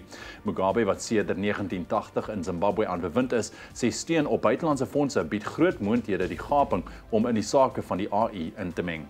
En ten slotte, Saudi-Arabië en 3 ander Arabiese state het die sperdatum vir Qatar om aan sekere eise te voldoen met 48 uur verleng of om nog sanksies in die gesig te staar. Die Golfstaat wat ontken dat hy ekstremisme befonds, het in reaksie gesê dit is 'n skending wat van die internasionale reg. Die eise behels die sluiting van die Al Jazeera nuusnetwerk, die sluiting van 'n Turkse militêre basis in Qatar en die inkorting van diplomatieke betrekkinge met Iran. En dit is waar ons jou nuusooptrekker los vir jou Dinsdagoggend.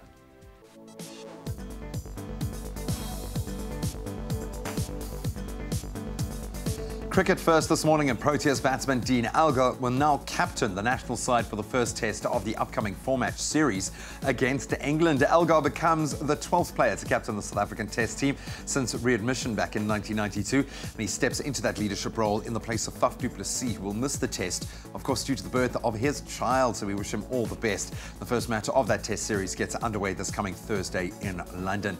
Then on to football. Bafana return to the field today as they take on Botswana in the plate semi-finals of the CASAFA Cup. South Africa dropped to the plate competition of the Southern African tournament following their 1-0 loss to Tanzania in Rustenburg over the weekend. The match kicks off at the Maroleng Stadium at 5 o'clock. A little bit later this evening, we've got Swaziland facing off against Namibia in that second plate semi-final. And back to the grass courts of Wimbledon as South Africa's Kevin Anderson has moved on to the next round at Wimbledon after beating Spain's Fernando Verdasco yesterday. Quite a scalp there. Anderson had to fight back from a set down to see through a 4-set victory, setting up a round 2 clash with Andreas Seppi. Elsewhere, there were day 1 victories for Andy Murray and Venus Williams, while surprisingly Stan Wawrinka suffered a shot loss to the relatively unknown Daniil Medvedev. And finally, on to the Tour de France. Stage 3 of the Tour took place yesterday, and it's all world champion Peter Sagan claimed his 8th overall stage victory after a sprint finish. Sagan completed the 212-kilometre stage in 5 hours, 7 minutes and 19 seconds. That was just ahead of Australia's Michael Matthews and Ireland's Dan Martin, while Britain's Geraint Thomas. He crossed the finish line just 2 seconds behind Sagan in 8th place. That was enough, though, to retain the yellow jersey. And that's where we leave our sport for this Tuesday morning.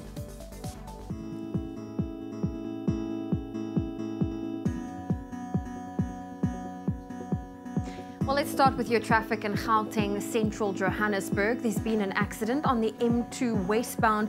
That's after Joe Slovo Drive exit, so you can expect delays in both directions. And quickly in Cape Town and Wynberg, on the main road at Wetton Road, there's been a burst water main, so you can expect delays on that route. Please try use an alternative route where possible. That's where we leave your traffic on your Feel Good Breakfast Show. Dit net so na 8uur. Kom ons kyk vinnig vir 'n laaste keer kan jy jou weer op jou goed voel Dinsdagoggend. And it looks like most parts of the country can expect a nice chilly start this morning with partly cloudy conditions going into it. Jou temperature Polokwane 4 grade minimum en 'n maksimum van 18 grade, Mobela 8:22, Pretoria 8:19, Johannesburg 6 en 'n maksimum van 18, Mahikeng 5:22, Klerksdorp 6:22, Kimberley ook 6:22, Bloemfontein rond 0 grade, lekker koud maar 'n warmer 20 later, Richards Bay 15:23, Pietermaritzburg on 7 this morning with a maximum of 22, Durban 16:22, Mthatha 4 this morning reaching a maximum of 22 degrees as well, East London 11:23, Cradock 2:18, Port Elizabeth 10:21, George 9:21, Sutherland on 3 degrees minimum, staying cold with a maximum of 15, Cape Town 8:18, Worcester 5:21, Springbok 9:21 and Uppington starting off on 7 this morning and a mild maximum of 24 later on. And that's a wrap of your weather here on your Feel Good Breakfast Show for your Tuesday morning.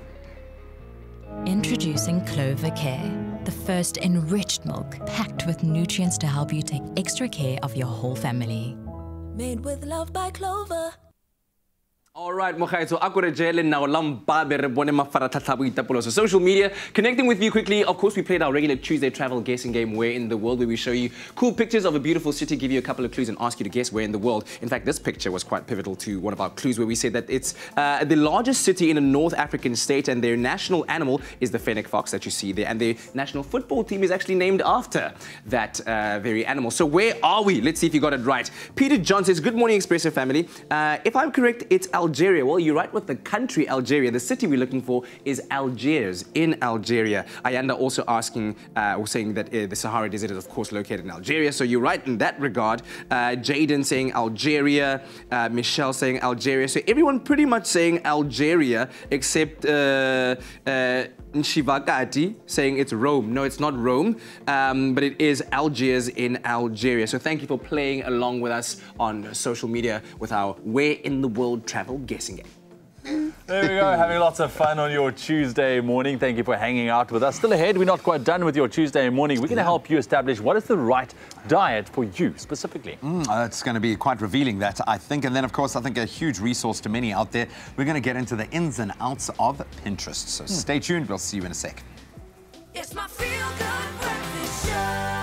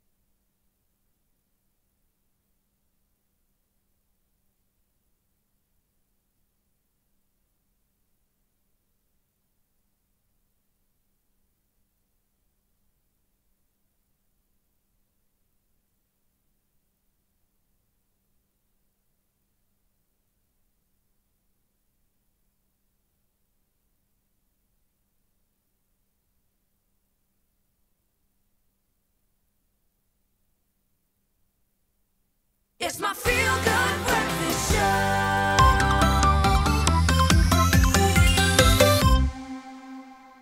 Welcome back to your Feel Good Breakfast Show. Now, if you tend to avoid using data on your phone, then listen up, because Vodacom is about to make your day with up to 1 gig of free data.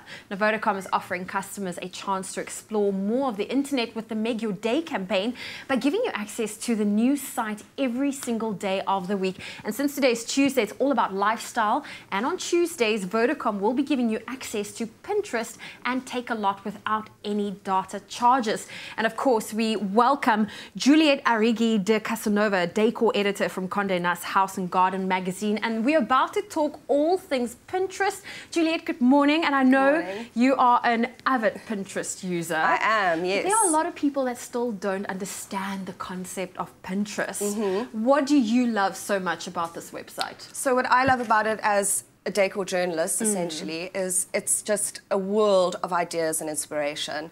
And you've got access to incredible designers and actually just your average Joe who've got incredible ideas. And I love that there are 1,000,001 things that you can research. This is from one of my favorite designers, Kelly Wersler, and I love her board. I personally don't have a board myself because I just don't. I've got access to so much content anyway on a daily basis. But I just love visiting Pinterest all the time to get ideas and inspiration. Well, let's talk about the boards, because I know I don't have a board myself, but what's great about Pinterest is you can repin someone else's ideas under your own board. So you can create a board for, what was this board's inspiration? So this board was actually, I mean, she's essentially creating 1,000,000 mood boards. And this is something very specific. This is going by color. This is violet. And from there, you can repin something from a landscape that could inspire something for you to a decor idea, to a styled shot like this. So very exciting. Black and white, another idea. Yeah, I mean, it's just never ending, really. Yeah. Well, you know, as decor editor, how often do you go to Pinterest to look for inspiration? Because I mean, this is an idea hub that has everyone's ideas on Pinterest. Exactly, yeah. I mean, as I say, it's a world of ideas. I can go onto a board for research if I'm looking for something very specific, if I'm looking for kitchen ideas, or if I'm looking for, you know, something specific. If I want to find out, you know, the latest in flooring trends, I can literally go in and say flooring trends 2017 and find amazing ideas and access to different materials and concepts. And yeah, you can be very specific, but it's for anything and everything. It can be for entertaining ideas. It can be, you know, what to do for a kid's party, down to a home remedy for a hair mask. Yeah, I think that's what a lot of people don't realize, is that Pinterest is more than just pictures. Essentially, there are people that use Pinterest to redirect you to their blog. I love using Pinterest to find out ways how to clean, for example, my white sneakers organically, or to use homemade remedies for that. And that's, you can find everything on Pinterest. Oh, it's a game changer. It really is incredible. And yeah, I use it very often. So it's pretty easy. You just log on, create your account, and then create your boards, and you start pinning. Exactly. Well, Juliet, thank you so much for joining us this morning. Thank you. And I hope you heard the good news, because to make your day, all you need to do is buy Vodacom 100 megs data bundle or more and have a positive data bundle. Then all you have to do is dial *111*634#, or you download the latest My Vodacom app to opt in. Now use your free data today to explore Pinterest.com as well as takealot.com. Now, for me personally, there's nothing quite as exciting as going off-road and taking on a 4x4 challenge. Now, Brett recently got to partake in a 4x4 training day where the brand new BF Goodrich KO2 tyres were put to the test, and this is how he did behind the wheel. I love spending time outdoors and experiencing new adventures, but something that I've never done before is a serious off-road 4x4 trail. This massive hill climb behind me is going to be my final challenge. But first, let me start my training. BF Goodrich is a brand that prides itself on its pioneering spirit, and with all the history surrounding this brand, it's no surprise that it is the choice tyre for many on- and off-road enthusiasts. Its history comprises of major firsts and a succession of challenges successfully completed. So today is our grand reveal for our winter Jeep competition. So we're giving away 2017 Jeep Wrangler Rubicon. It's all custom made worth over R1,000,000, and we just brought out a few people here to see this beast and to be able to experience what the tires that BF Goodrich is able to do on the car, but also with the cars that they're driving as well. So it's a BF Goodrich competition. You just need to buy 2 or more BF Goodrich tires to stand a chance to win. Our company is set on innovation, and our pioneering spirit in tire making has set us apart from all our competitors. We don't do tires for Michelin or for the roads or for BF Goodrich, but we develop tires for our customer, and they are customer-focused tires. So we find out what our customers need and we go out and make that for them, and that's what set us apart for so many years. The trick to off-road driving is understanding the terrain. All-terrain tyres are designed to help maintain grip over a variety of surfaces, allowing the vehicle to power through obstacles. Everything we're doing today, or what we're comparing against, is versus the old BF Goodrich KO. So being a KO2, this is a new improved product. We're talking about 10% more mileage on asphalt conditions, twice as much mileage on gravel conditions. We're talking about 20% tougher sidewalls, and a 10% increase in traction in mud. Basically, we're trying to put all the features of the product and put it to practice. The main function of a tyre is to provide traction. When it comes to off-road vehicles, this means finding traction over different terrain, and it is crucial for vehicle stability and safety. How does the vehicle and the tyres we're using now work together for us to achieve these obstacles? When it comes to 4x4, it's all about traction. The more traction you get, the better the vehicle is going to perform. So the BF Goodrich tyres is going to get us up and down safely. It's going to give us enough traction, and it's going to get us back to the lapa afterwards, due to the fact that it's got a three-ply sidewall. So we shouldn't have any hassles with flat tyres today. When it comes to 4x4, it's not about speed. This is not a rally vehicle. The slower, the better. We're basically going to start off with a Nissan Navara 2.5 4x4. And later today, we're going to give you a chance on our BF Goodrich Jeep campaign Jeep, standing behind us with a set of 37 12.5 17 KM2s fitted on.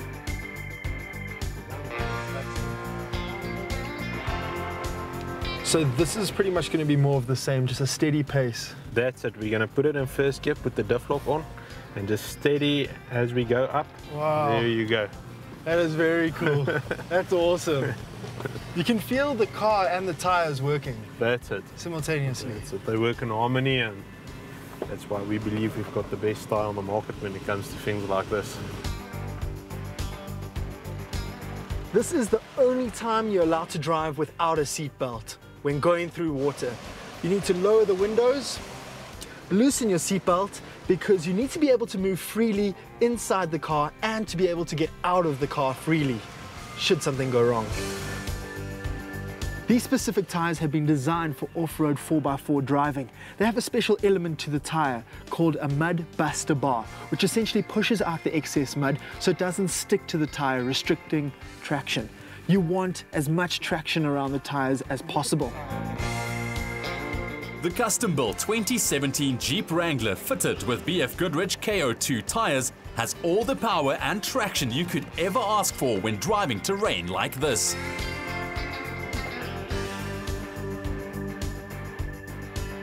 Woo!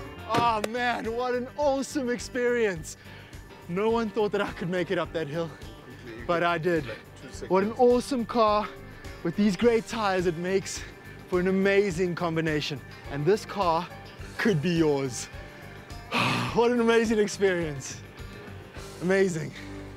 I'm slightly jealous, Brett. It looked amazing. Well done, dude. Now, BF Goodrich are offering customers cash back on every BF Goodrich tyre purchased until the 31st of July. And by purchasing 2 or more tyres, you can enter the Win a Jeep competition. So what you need to do is head over to BF Goodrich stock list right now to enjoy this special offer. And if you want some more information, you can visit their website, bfgoodrich.co.za.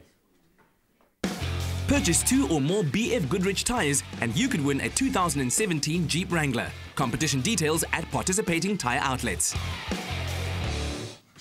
Well, guess what? You have now a chance to fill a suitcase and improve someone's life. And I know that, we want to do that. We want to find ways in which we can do that. And that's exactly what you can do as part of the Travel Start's 27 Suitcases campaign. And from now until the 18th of July, Travel Start is collecting all things like clothes, toiletries, non-perishable food, and children's toys. And then these, of course, are going to fill 27 suitcases and then be sent, most importantly, to 27 charities across South Africa on our all-important Mandela Day. So you can drop off your donations at the Travel Start head office here in Cape Town. And as a nice little bonus, you can score a free cup of coffee in the process. And of course, visit the Travel Start blog for details on all of the drop-off points around the country. Go and turn positive thought into action. Oh, well, listen, when it comes to dieting, I know it plays a very important role to make sure you get all the right nutrients in for, your age group, your health, your weight, to keep everything balanced. Absolutely, but I think the most difficult thing is understanding what type of diet is correct for you. So this morning, we're helping you out a bit.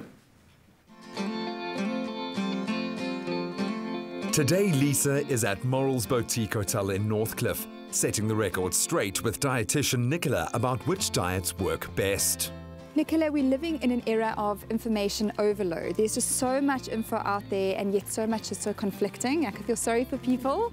Can you give us some really good nuggets, some universal tips that everybody can use when it comes to their health, changes that they can make that are simple and easy? I think we need to make sure we're eating less of the processed foods. We need to be eating a lot more whole, fresh foods, and making sure that we're cutting out our refined sugars, more of the healthy quality fats, less of the processed fats, and a lot more of our lean protein sources in the diet. And what can one do about improving their digestive health? It's amazing what research is actually coming through about the importance of a healthy gut for weight loss specifically. What we need to do as some practical tips would be to increase the 5 F's in the diet. Number 1 stands for fiber. We need to increase our flora in the diet, either from food sources or we can take probiotic supplements. And we need to increase fluid, which will help us to aid digestion. We need fitness. We need to be getting out there and getting active. And lastly, we need that fun component, which is de-stressing, pleasure in the lifestyle, pleasure in our daily activities to reduce our overall stresses. Smoothies are a great digestion-friendly and healthy meal source. Packing them with fruit, healthy fats and lots of protein means you get a balanced meal in just a few minutes. Nicola, this is one of my all-time favorite recipes. It's a chocolatey peanut butter smoothie, and I think you can concur most women love anything chocolatey or peanut buttery flavored. It's also quick and easy, and all these ingredients I always have in the comfort of my own home. But I think a lot of people want to know, if you are vegan, how much protein do you need to be taking in a day, and what does that look like? It's about walking that fine balance between how much protein is required, and your average female is looking at about 0.8 grams to 1 gram per kilogram every single day of protein. That can be achieved through getting in a cup of lentils, a cup of chickpeas, and 50 grams of tofu in a day. Obviously, the protein powders are really easy and they're a great addition to a smoothie or a shake, but you can also meet it through your plant-based food sources as well. Okay, so I'm going to make my recipe. I hope you like it. I'm sure I will. This recipe is for 1, so we'll just share it out at the end. So the first ingredient is going to be 1 cup of your low-fat milk. Then measure out 1 tablespoon of your raw cacao powder, 1 tablespoon of peanut butter, okay, then a 1/4 teaspoon of cinnamon, then 1 scoop of your whey protein powder, and then 1 banana, and then a big handful of ice. Last ingredient is I've taken 3 capsules of digestive enzymes and literally open them up, and you can sprinkle them inside your smoothie just to aid with digestion. So that's it. Everything's in my beaker, and let's go. So with the digestive enzymes, it's definitely something that needs to be done on an individualized basis. You do need to consult with a health professional if it is something that you are worried about, your digestive processes. But they definitely can help people who are lactose intolerant or who have difficulty digesting complex foods, and that can aid with the digestive process to make food a lot more tolerable. Looks good, eh? Oh, yum.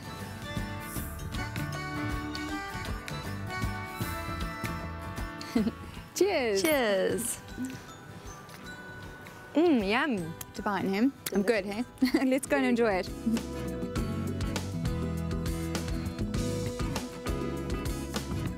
I love this concept of smoothies, a quick and easy healthy breakfast that we can all make. It's also really important not to load your smoothies with too many calories, because you could actually end up drinking a lot more calories than you would ever eat at one sitting. It's really important to make sure that you're getting that balance in your smoothie, where you're getting the good quality carbohydrates. In this smoothie, it's in the form of your banana, which is high in antioxidants, or it could be in whole grains like oats. Then we need to make sure we're getting the healthy fats, so your nut butter or nuts or seeds, and then making sure that we also get that protein either from your protein powders or from your low-fat dairy. There are so many different types of diets in the market. You know, there's the cabbage soup one, there's carb-conscious ones, there's high-protein ones, there's your blood group diets. I mean, it's really confusing. It's so confusing, and that's why the first port of call should always be to see an expert. And the medical nutrition therapy that they can provide is going to suit your lifestyle and your condition. But in practice, we're seeing a lot of more of the carb-conscious options. So we're looking at about 40 to 45% of total energy from the diet coming in the form of good quality carbohydrates that are high in fiber and rich in nutrients. Otherwise, we can also look at a DASH approach, which is more for people who have high blood pressure, and it's a much lower fat, lower salt approach. And then there's also the Mediterranean approach, which is very popular. It's our favorite. Yeah, it's delicious and rich in healthy fats. And then it has a very balanced approach to the other macronutrients, proteins and carbohydrates, and a lot more emphasis on seafood and fresh fish rather than the animal proteins. The perfect place to start, Dis-Chem. They've got advice from the experts, delicious recipes, and amazing food products that make healthy eating easy. Well, there you have it. Well, we all know trying to eat healthy is actually so overwhelming. And although there's a ton of great advice out there, it's often difficult knowing which plan is right for you. But if you are struggling on where to start or what to do, Dis-Chem offers a wide variety of resources to assist you, from expert advice in their Stay Well clinics to delicious recipes and amazing food products that make healthy eating so much easier. Yeah, absolutely, man. There's a ton of help out there. And to get you going on the right track, Dis-Chem have a healthy lifestyle foods hamper up for grabs this week. Now, to win, all you have to do is SMS the keyword Dis-Chem to 33728. That's Dis-Chem to 33728. And of course, every time you enter, you receive a free entry into that grand prize draw where you could win 12,000 Rand in Dis-Chem vouchers, which is huge. But of course, with all good things, terms and conditions do apply. SMSs are charged at R1.50 and no free SMSs apply. Dis-Chem, pharmacists who care. So we're going to take a very quick break, so don't stray too far. When we return, if you've ever wondered what goes into making a superb CGI film like The War for the Planet of the Apes, JP Sebastian is going to take us behind the scenes for our movie news. Yeah. We also talked to food blogger and photographer Hein van Donner, who's here to show us how to make his molten salted caramel chocolate puddings with smoked salt, to which I'll just say, how delicious is that good?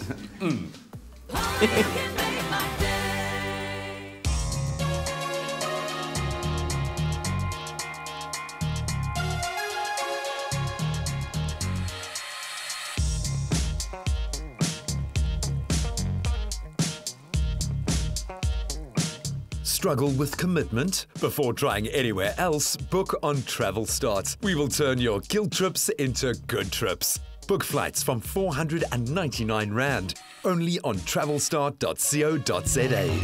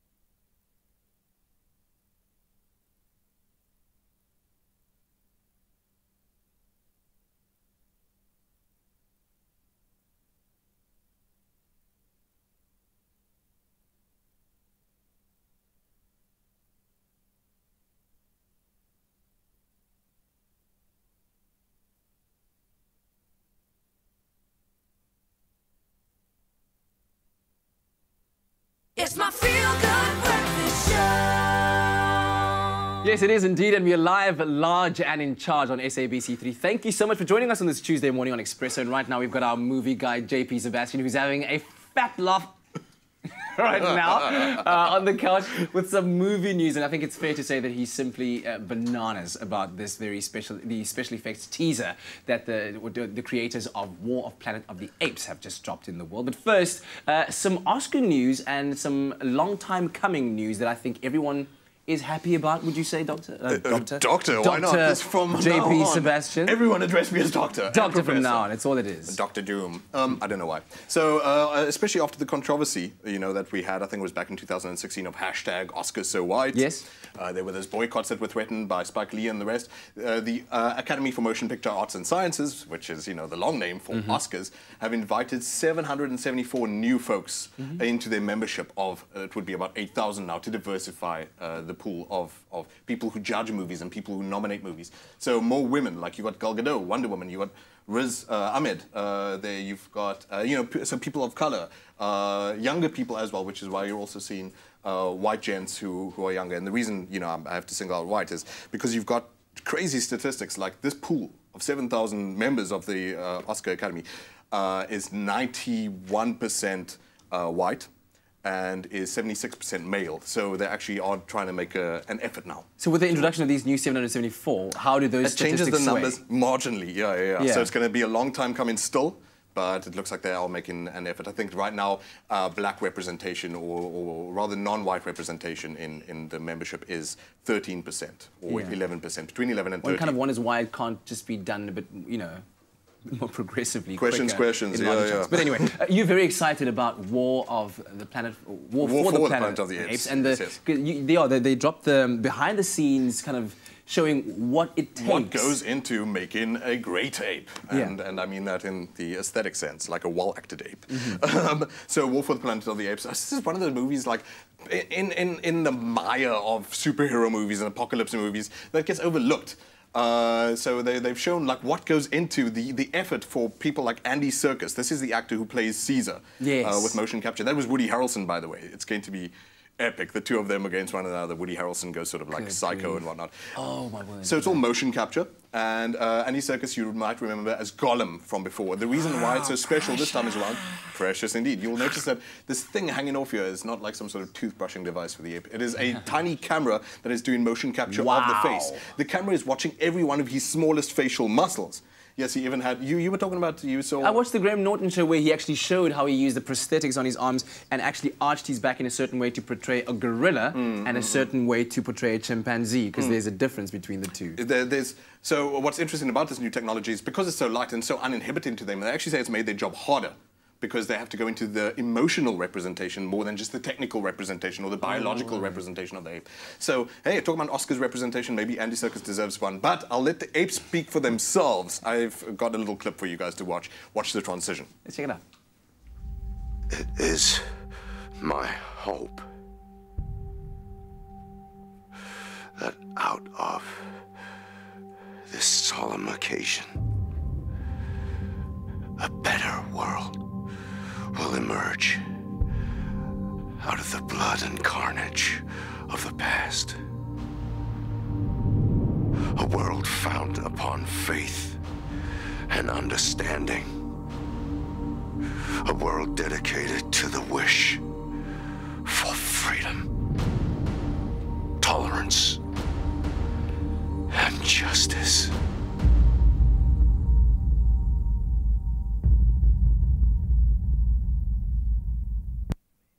As we all just take in that moment for a second. Ooh. Yeah, Caesar's vocabulary has vastly improved. But that is amazing, that transition, and I mean, it's magical to see that happening, right? The people who worked on it, Weta Workshop, Andy Serkis, they really deserve a lot more acclaim than they get for these kinds of things. This is revolutionary. Can't wait to see it. Thanks for bringing us the news, man. But now, for all of you Spider-Man fans out there, of course, Spider-Man has thrilled audiences for decades, and the latest installment in the franchise is set to do exactly the same. Now, after a stint with the Avengers, a young Spider-Man returns home and tries to fall back into normal life with his newfound identity. But when a new villain emerges, everything that Peter holds most important is threatened. See the wall-crawling superhero in action with Spider-Man Homecoming at New Metro 4DX cinemas, combining 3D visuals and Dolby 7.1 surround sound, along with enhanced effects like wind, water, moving seats, and so much more at the V&A Waterfront in Cape Town, at the Pavilion in Durban, Menlyn Park in Pretoria, Hyde Park, and of course the newly opened Empress Palace in Johannesburg. Now, to stand a chance to win tickets to see Spider-Man Homecoming in 4DX, simply SMS the keyword Spider-Man plus your name and city to 40675. And remember that you do need to add the city in which you're able to watch that screening. So the big question is, will Peter Parker be able to balance his life in high school with his career as the web-slinging superhero? Find out in Spider-Man Homecoming. Find the best entertainment at new Metro cinemas. It's your scene. Well, definitely exciting things happening down in the cinemas, but right now, very exciting things happening right here in the Expresso kitchen. We hang out with the man himself, Hein van Torner. He's a food blogger, photographer, and he's stirring things up this morning with a true decadent dessert that's going to keep you, like I can always say, hearty and warm throughout these cold winter temperatures. Molten salted caramel chocolate pudding with smoked salt. Did I get it right? Yeah, it sounds good, hey? It sounds amazing, man. It doesn't sound good only. No, it's nice to have you, Hein, man. How are you doing? Thank you so much for having me. Yeah, it's wonderful to be here again. Cool. So you're already busy. You're going for it already. What's happening? I'm just making a caramel. I've melted some, heated some water and sugar. And now we're just stirring in butter and some double cream to get the caramel on the go. I see. And then we add in a little bit of salt. The salt just gives it the caramel just a depth of flavour. I see. As I said in the recipe as well, the smoked salt works really well. Well, this is definitely something that even if you know, on some sort of a diet maybe, this is definitely one thing you want to try because it does look so decadent and it's gluten-free. So amazing. It's okay. And it's gluten-free. How's that? There we go. One more reason to try it. The keyword is dessert. SMS that to 33728. Dessert to 33728. So how will you know when your caramel is ready? Well, it's bubbling quite nicely, and you've got that colour. You must just check the colour. You don't want the colour to go too dark. Okay, okay. So what we're going to do, we're just going to pour it into the little bowl here. Sure, and also, of course, just a note, be very, very careful when you are working with sugar. Hot. You don't want this to come onto your skin somewhere. Putting that to one side, and then you've got to let that set. All right. So you pop it in the fridge for a little bit just to let that set. The next thing we've going on here is some chocolate and butter that's melting. All right. I'm adding cocoa powder, and then I'm adding some coffee. Some coffee as well, okay. Some coffee as well. Coffee, chocolate, vanilla. Those three just works very, very well together. So, all right, so just kind of melt that down over a bain-marie. Just getting that melted in. Sure. Okay. And this is, I mean, this is pretty easy. I mean, people can do this at home. You don't need any specialized equipment or anything like that. No, it's very, very easy. And the nice thing about this dessert is really good cold as well. Nice cold as well. There we go. So you don't have to worry about it. So we've got the chocolate ready. All right. And what I'm going to do now, I'm just going to whisk some eggs. And some sugar. Two eggs. Just whisk it all together. Brilliant. Once again, if you want to get your hands on the recipe to our molten salted caramel and chocolate puddings with coffee as well, SMS the keyword dessert to 33728. And we'll send everything you need to know to make this delicious, decadent dessert, which can be served either hot or cold, and it's going to be equally delicious. There's some vanilla in there. And then I've also got some double cream because there wasn't enough cream in the caramel. Oh, okay, of course not. There's never enough cream. All right, cool. So whisk that up. So we're just whisking that all together. So you want it as smooth as you can. The keyword, once again, dessert to 33728. All right, just move on to the next step there, Hein. Let's see what happens next. Let me to give it a mix for you. Yeah, I can do that. Chocolate's going to go in. All right. Oh, wow. And you can smell that, eh? Oh my goodness, that cocoa as well, yeah. Yeah, it smells really good. Chocolate goes in, give it a good mix. Okay, there we go. There we go. And then we've got our two little bowls. So this is the caramel that's kind of been chilled out in the fridge. The caramel's already on the bottom. You don't want it's set so it doesn't, the two don't mix together while it's baking. I see. Just going to pour that on top. There we go. All right, and that, and then it goes into the oven. And the caramel goes all gooey and melty on the bottom. Oh, wow. And you've got that chocolate on top. All right, so in the oven up until it comes out, what 25 minutes, 30 minutes? It bakes at 140 for about 25 to 30 minutes. You've got to, the center's got to be a little wobbly. Otherwise it's too dry. Comes out, you can eat it warm as is, or hot as it is, or put it in the fridge for the next day and have it for breakfast. So, I like that. Have it for breakfast, serve it with some cream or even ice cream. No, I think it's rich enough. Or just like that. As is perfect. See, I just want to add to it, man. There we have it. Thank you very much. I really appreciate it. Molten salted caramel chocolate pudding on your Feel Good Breakfast Show. The keyword is dessert to 33728. Oh, that could be for breakfast. Well, you know what? It's now that time of the day where it's the Tasty Tuesday afternoon express cook-along. So this week, resident chef Clem is joined in the kitchen by Jeremy from Mark. Now, Jeremy will be making you a delicious, fragrant coconut and fish broth with rice noodles and chili, while special guest Kathy Specific keeps us entertained in the kitchen. Beautiful, spectacular start to your day as the sun stretches across the mother continent. Gotta love it. Love Africa. Listen, and speaking of which, we've got my sister from another mister, Moyeen Olorontoba from the A1 TV on YouTube. She's here to drop the latest on Pan-African entertainment. And then we're going to get behind the lyrics of No Methods. Let You Go, I think is the term. It's going to be good. We'll explain the lyrics. Oh, yeah.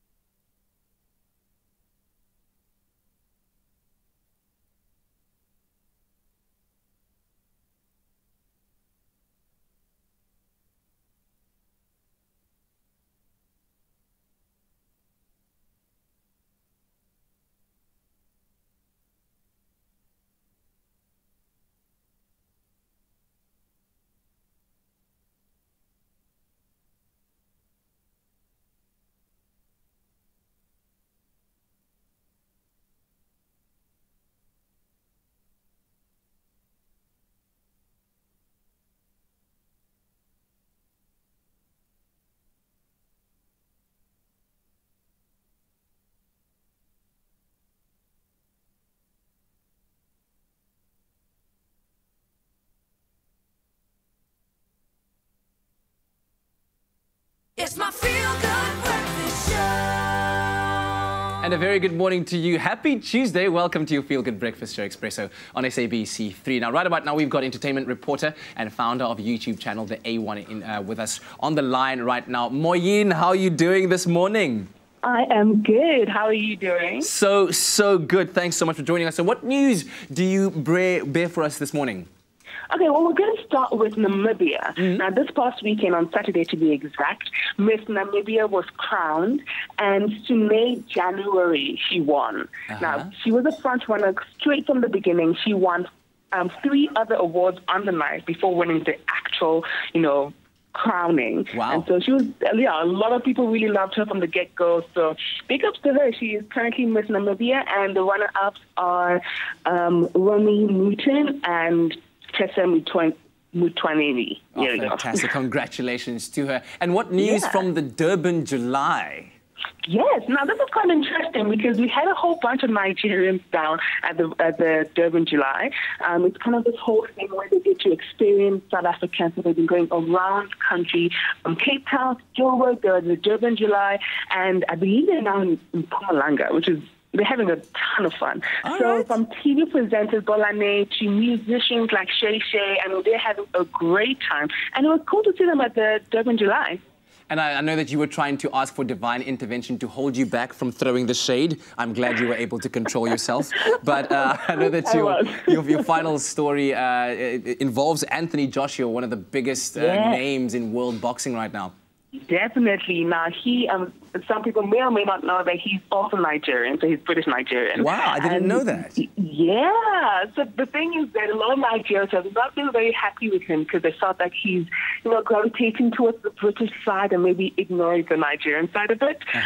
But lately, he was in an interview where he was speaking to a reporter, and the reporter was saying that, boxing in Nigeria is far-fetched. And everybody's like, what?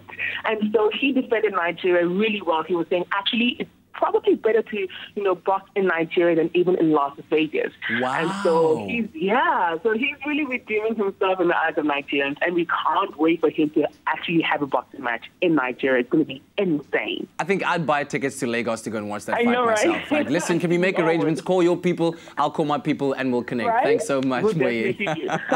Moyeen giving us the latest there in Pan-African entertainment news. And, of course, you can follow her online at the A1 TV. And, of course, subscribe to the YouTube channel to get all the latest. Now, with almost 6 million views off of their latest music video on YouTube, No Method is a Cape Town-based music duo who have taken the international stage by storm. And we met up with them very recently to talk about the lyrics behind their hit, Let Me Go.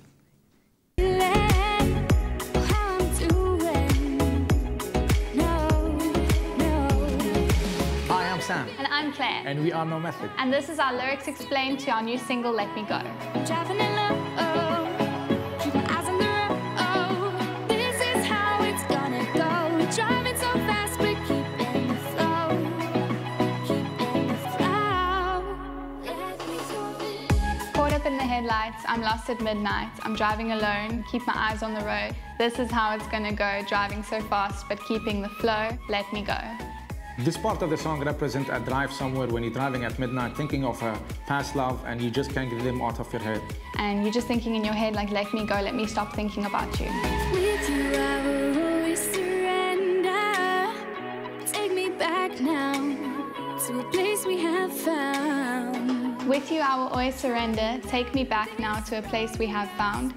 Driving down this road has brought me back to you. This verse represents when you have a soft spot for someone and basically... Even if you want to let them go, you just can't because you're very attached to them. All of the sights are old, but the best keeps reviving. Driving down this road where the lights are shining, all of the sights are old, but the past keeps reviving. This is where you're passing a road or places where you've had a lot of memories with this person. You keep remembering the time that you spent with them, and all the memories that you've had with them just keeps coming back, and you miss that person a lot. Caught up in the headlights, I'm lost at midnight. Driving alone, keep my eyes on the road. This is how it's gonna go. Driving so fast, but keeping the flow. Keeping the flow. Now time to help out our four-legged friends. Stopping fleas and ticks before they become a problem is going to protect our pets against any diseases these parasites can transmit. Let's get some details. Now, Brevecto delivers up to 12 weeks protection against ticks and fleas from just one easy chew. Dr. Matt's a technical specialist from MSD Animal Health, the makers of Brevecto, joins us this morning to give us some insight into this rather innovative product. Dr. Matts, thank you so much for joining us this morning. Brevecto, what makes it so, first of all, effective? It's essentially the secret lies in the way it works. So what happens is this molecule goes into the body, gets that little chew that you give as a treat, gets digested, broken down, the active ingredient gets absorbed, it then floats around in the blood system, in the circulation. Because when ticks and fleas climb on, that's essentially what they're looking for. They're looking for blood. So that's where you want your active ingredient to be. As soon as that parasite takes a blood meal, they go through a hyperexcitation phase, that leads into paralysis and ultimately death. It sounds very, very high-end, sciencey kind of stuff here. I mean, obviously very well developed. But I mean, the question I think that a lot of people might be asking is it safe? Absolutely. I think as time goes on, the regulatory authorities worldwide have made the barriers to introducing new products higher and higher. So we have registered Brevecto in more than 72 countries already. You know, submitted more than 55 clinical trials, and all have shown that there's no safety issues or concerns with it. It goes through the body completely unmetabolized, so it doesn't actually react with anything. It's completely inert, non-carcinogenic, non-mutagenic. It's as non-reactive as you can get a molecule. Over and above the studies that we've done, we've noticed that the adverse event rate after selling 34 million chews worldwide has been 0.01 to 0.1%, and essentially all that means is that it's very rare to get any kind of side effects from Brevecto. If you are going to see something, it's going to be a self-limiting, vomiting diarrhea, which sorts itself out within a day or two. That's incredible. So there's definitely no chance of this product causing any kind of serious health issues along the way? Not at all. I think, you know, over time we've monitored for that. We've looked for cancer, we've looked for kidney issues, we've looked for liver disease, and none of the analyses of all the clinical data that we have have shown any causal relationship between Bravecto and those conditions. And as a pet owner myself, I love the fact that they're being treated from the inside out as opposed to a topical kind of thing to prevent ticks and fleas, because you have elements. You have wind, you have rain, you have the sea, the beach, where I am especially. So that you cannot control. Exactly. So very good. Thank you very much for joining us this morning. Very interesting indeed. So make sure that you give your dogs only the best in pet care. And don't forget to watch our next Bravecto segment, where we will be discussing senior dogs and how to help improve the effects of aging. Brilliant stuff, gentlemen. Thank you so much for that. Now, winter is a time where, yes, we try to make sure we are comfortable, warm, and our health is well taken care of. Well, the same principle applies for our pets as well. So, as a pet owner, you can now bite back this winter with Bravecto and also win. Bravecto is giving away a year's supply of Bravecto, as well as a year of pet insurance to not 1, not 2, but 10 lucky winners. Sure, exciting things. Now, to enter, all you need to do is buy Bravecto from any vet clinic or vet store, then SMS your name and the last 4 digits of your barcode to 45969. Now, SMSs will cost you R1.50, and those entries will close on the 15th of September this year. So visit the Bravecto website, which is bravecto.co.za, or our website, expressoshow.com, to find out more. For your extraordinary pet, you need extraordinary care. Give your dog 12 weeks protection against ticks and fleas in just one tasty treat with Bravecto. Well, the comments that have been coming in on the live gram have been wow, insane, loving it. And guess what? After the break, you can hear more from Deslin Malotana on your Feel Good Breakfast show. She'll be performing for us. And she is absolutely incredible and beautiful at that as well. I'm just saying. And then it's hashtag My Savings Pledge. And we are taking this quite seriously. And we're asking you to jump on board. Katlech, my man. Like, I'm going to be friends with you from now on, brother. I'm going to be friends with you. I take big leaps. I make plans and backup plans. I just need my money to take me further.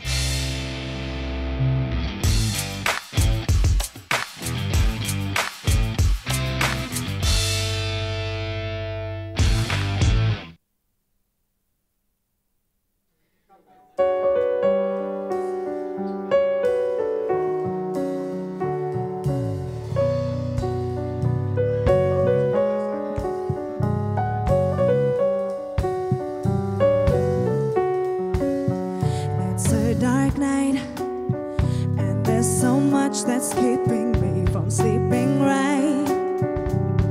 Dogs are barking, raindrops are falling loud. A storm's about to come, getting out of bed to stand by my door. Oh, I'm feeling restless inside, carrying these things in my life. From here and now, I'm so lost, so lost, so lost.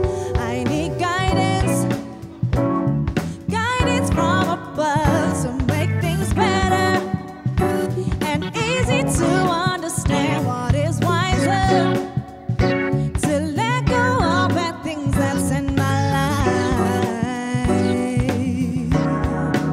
So at this time, search for many things to seize our pain and tears, whose strength is everlasting like a guardian, who has a sympathetic ear.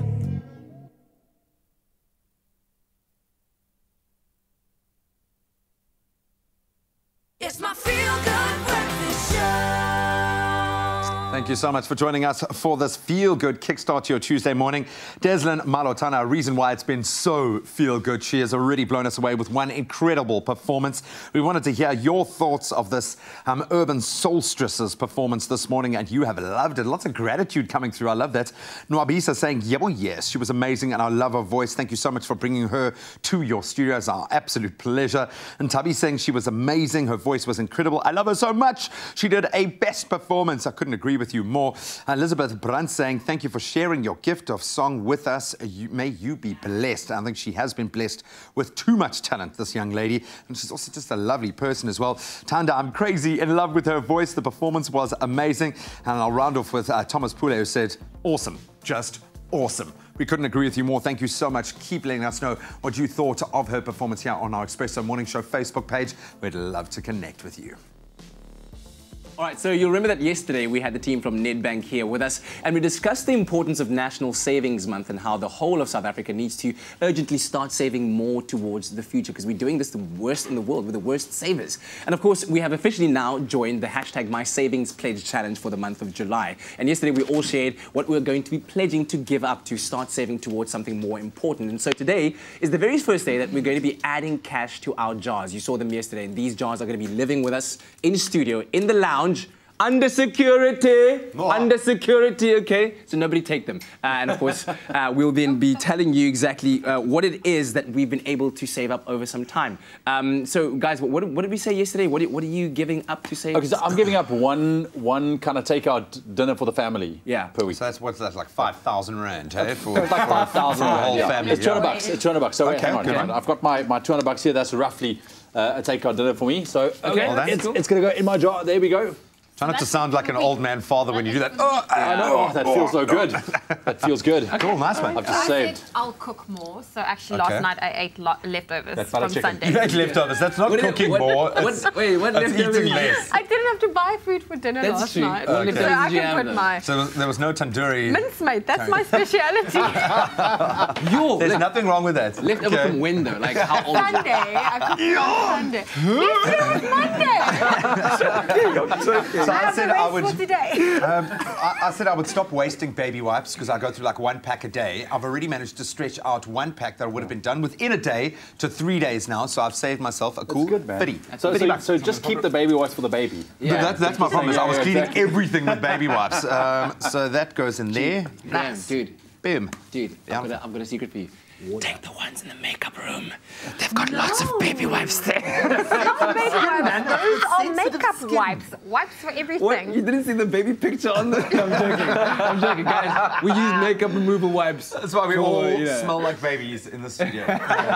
So anyway, listen, we want you all out there. And of course, look, I already did my thing yesterday. What was your cappuccino? So mine was a cappuccino. And yesterday I already went up front for yesterday and today. So yeah, I've already got my... Okay. It's already there. But we want you all to join in and be involved and join in the hashtag My Savings Pledge Challenge. And of course, what do you pledge to give up one less thing after you start saving towards something more important? Do hit us up on Facebook because we want to hear from you and hear what your pledges are. And so let's do this together. Let's all as South Africans start the savings culture, thinking about our futures, thinking about our families, our communities. It's worth doing. As well as something that's worth doing right now is listening to some music. Oh, yeah. Because she's back again to perform for you all the way from the Eastern Cape. Deslin Malotana is here and she's about to sing. Let's go.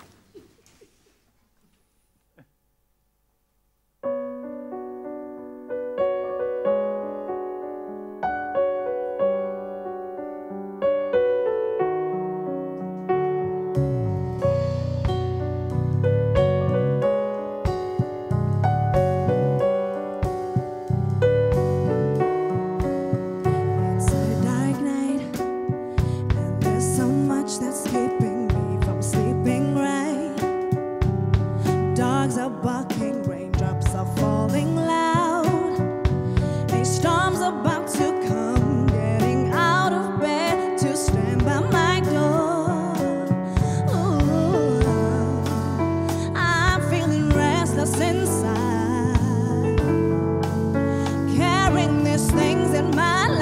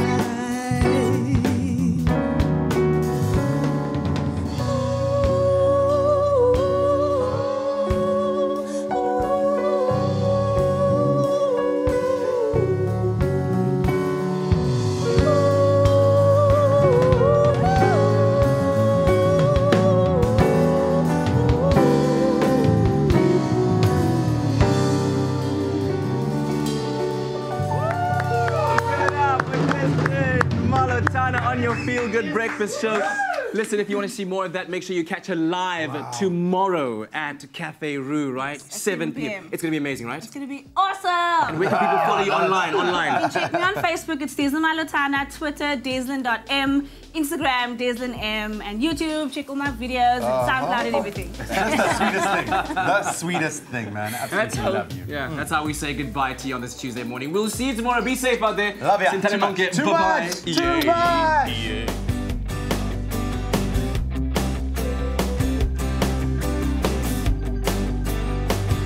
Expresso Morning Show, made with love by Clover. Another feel-good production.